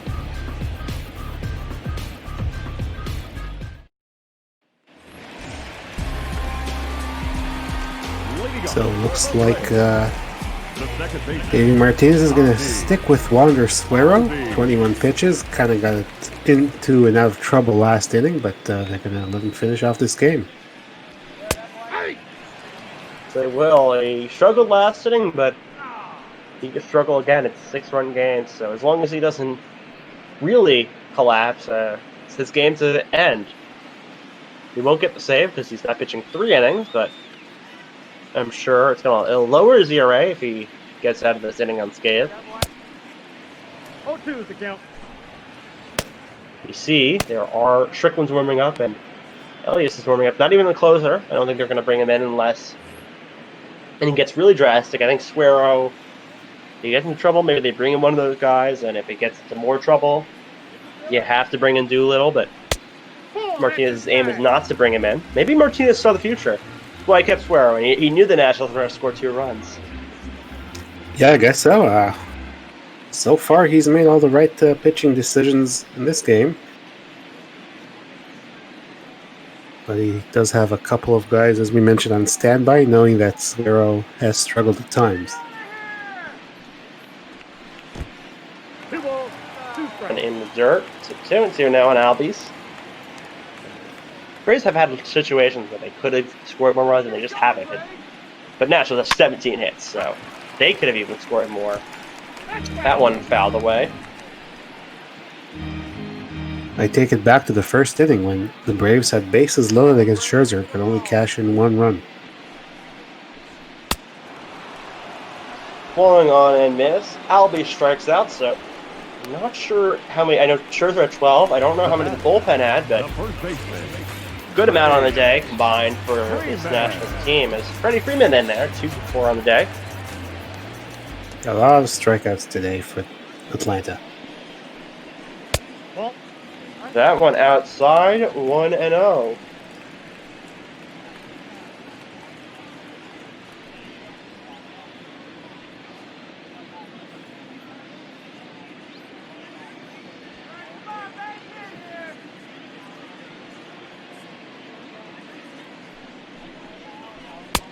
Ball, that's out. Side tuna. Remember, we will have 1 game after this. It's going to be McCullers, Barrios, and we'll see if the Astros win by 10 Beardy Buddha gets, he quit BotBall. So if you want to see Beardy Buddha quit BotBall, then tune in. No, actually, just tune in for Quick Gaming. I do not want to. So do not quit, Yeah. even if they lose by 10. Yeah, I do not want to see Beardy quit BotBall. He's one of our veteran broadcasters and one of our best broadcasters. But he was on the call the other day when the Dodgers defeated the Twins. I think it was 17-7. So it was a tough day for All Beardy. those acquisitions for Dodgers, right? They added Soler, they added a few other guys, so they have a very potent offense. I'm not even sure who the best is now after that deadline. Lots of good options. Two of the options are playing here tonight, but Nationals have been the better offense tonight. For 7 runs off this Braves team. But the Twins, they've been known to have good offensive games, the Bomba squad. They have, and they had the most home runs. They just beat the Yankees for that, and then they added Josh Donaldson, who's running All-Star as a hit for Freddie Freeman. So not dead yet. Runner on, 1 out. We'll see if Guerrero stays in. The left fielder, number 20, Marcel. I mentioned Lance McCullers earlier. He's going to be the starting pitcher for Houston against Jose Barrios. He's a very, very good pitcher for the Twins. Should be an interesting matchup. Should, as Ozuna looking to get a hit. He's 0 for 4 now and middle of the order. And when you have a guy going 0 for 4, it does hurt everything because that's the guy you count on to get that hit, get that home run, or get that big extra base hit. And he hasn't done that today. And you mentioned Donaldson. Obviously, last year was with the Braves, signed with the Twins, and they sort of signed Ozuna, the Braves did, to replace Donaldson's production in the lineup. So he's in the cleanup spot, and like you said, when he goes 0 for 4, it's a tough day because he needs to drive in runs. And now Mick Markakis not even on the team. He sent down, so Ozuna kind of made it so they didn't even need Markakis anymore. And they had Austin Riley, who was a guy they thought could play third. He's a young guy for them. He's not playing third tonight because they did acquire Profar, so now Profar is the guy kind of playing third often. But 3-0 now to Ozuna, so see what happens. And he walks there. So first and second, Braves not dead yet. We're just delaying the inevitable. Now batting. We're just going to make Beardy and Hardest stay up later tonight as a double switch being made. Yeah, I mean, we don't really need to know who it is, honestly, because I don't, unless they field, I guess. But we got Hunter Strickland coming in. Yeah, if the National pitching spot comes up again, then there's been some big disaster in the city. Yeah, I mean, Strickland has good numbers. He definitely does. He's 3.7 ERA. He's not a great strikeout to walk ratio. He's only pitched in 36 games, but it's a guy who's a World Series champion twice. He hates Bryce Harper, and still a good pitcher, and he's been around for a while. Jarrett and Profar are in. He's 2 for 4, the third baseman.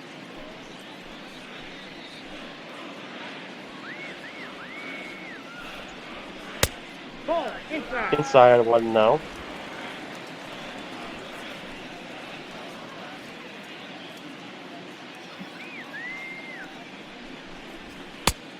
Ball, that's Outside 2-0.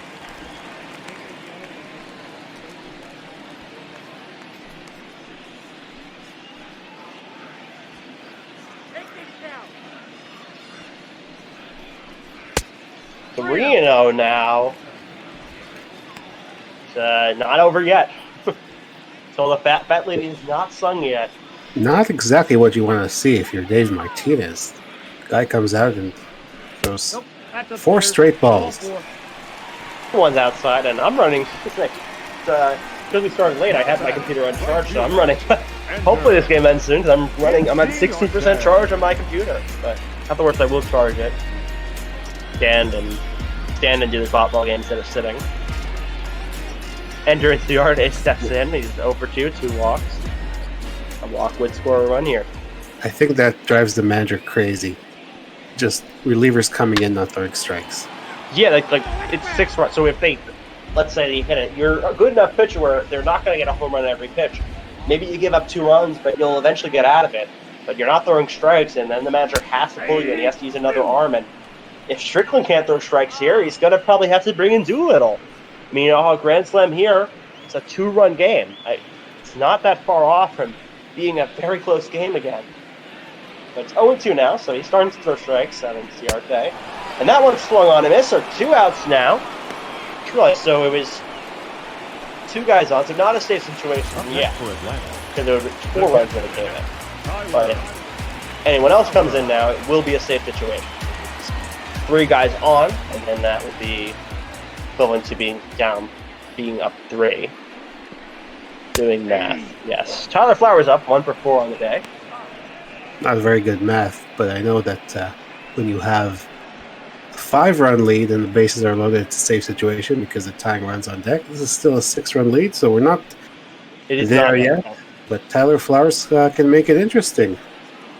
Yes, he can, and Echeverria will be on deck. I don't know if they'll pinch hit for him. They don't really have another guy who could play short. Maybe you put in Duvall, I guess, or Riley, and then you can move.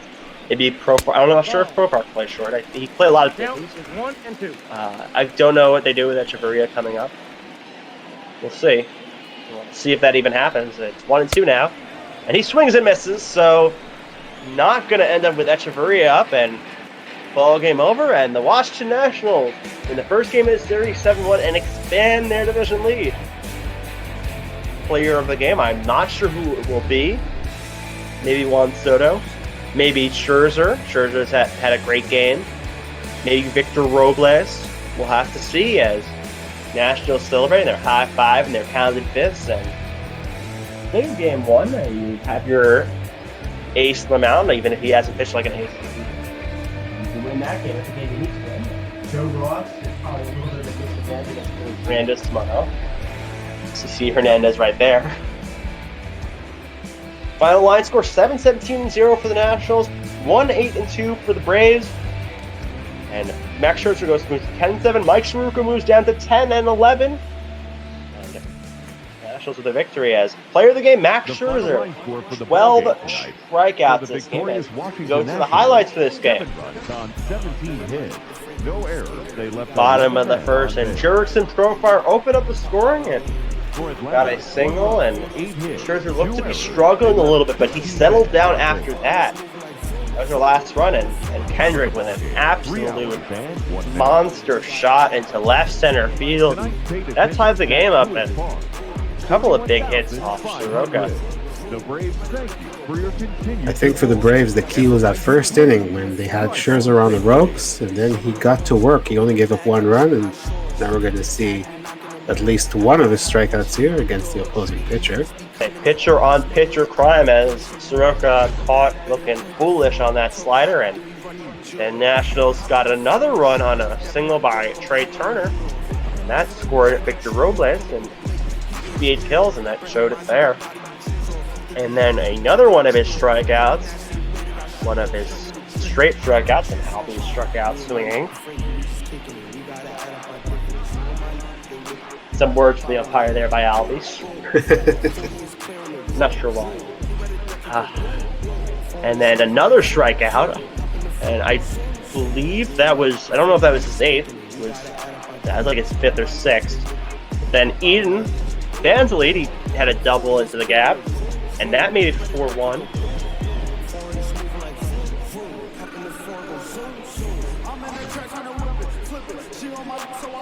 Then Soto hit a double, and he had a couple of extra base hits. So that made it 5-1, and we kind of thought, okay, that opened it up, but it wasn't done there because the Braves did threaten, and they didn't score anything, but then Moran made it 7-1 game, 2 RBI single after an intentional walk of Tyler Flowers. They moved. Braves ended up regretting, and then Tyler Flowers had a couple of guys on, but wasn't able to execute there, and 7-1 ends up being the final score. And I was just counting, Braves struck out 17 times today, so that's what happens when you strike out that many times. I'm not sure, I'm not sure if everyone in the Nationals lineup had a hit, but a lot of guys did, and we're joined in the group by Beardy Buddha, and Beardy, you lot on the line today because your team had in a 10-run game, then you said you'll quit BotBall. So, Beardy, what are your thoughts on your game coming up? Well, hopefully the pitching goes a little better, and I'm not butthurt about a trade that appeared to go terrible. So this one maybe I'll be in a little better spirits. Okay, and with that, we're running a little late, so we're going to start the next game. And so I'll be signing off. Michael Lemus, Evie from Toronto. Final score, Nationals 7-1. Houston and the Twins coming up next. This is ML BotBall.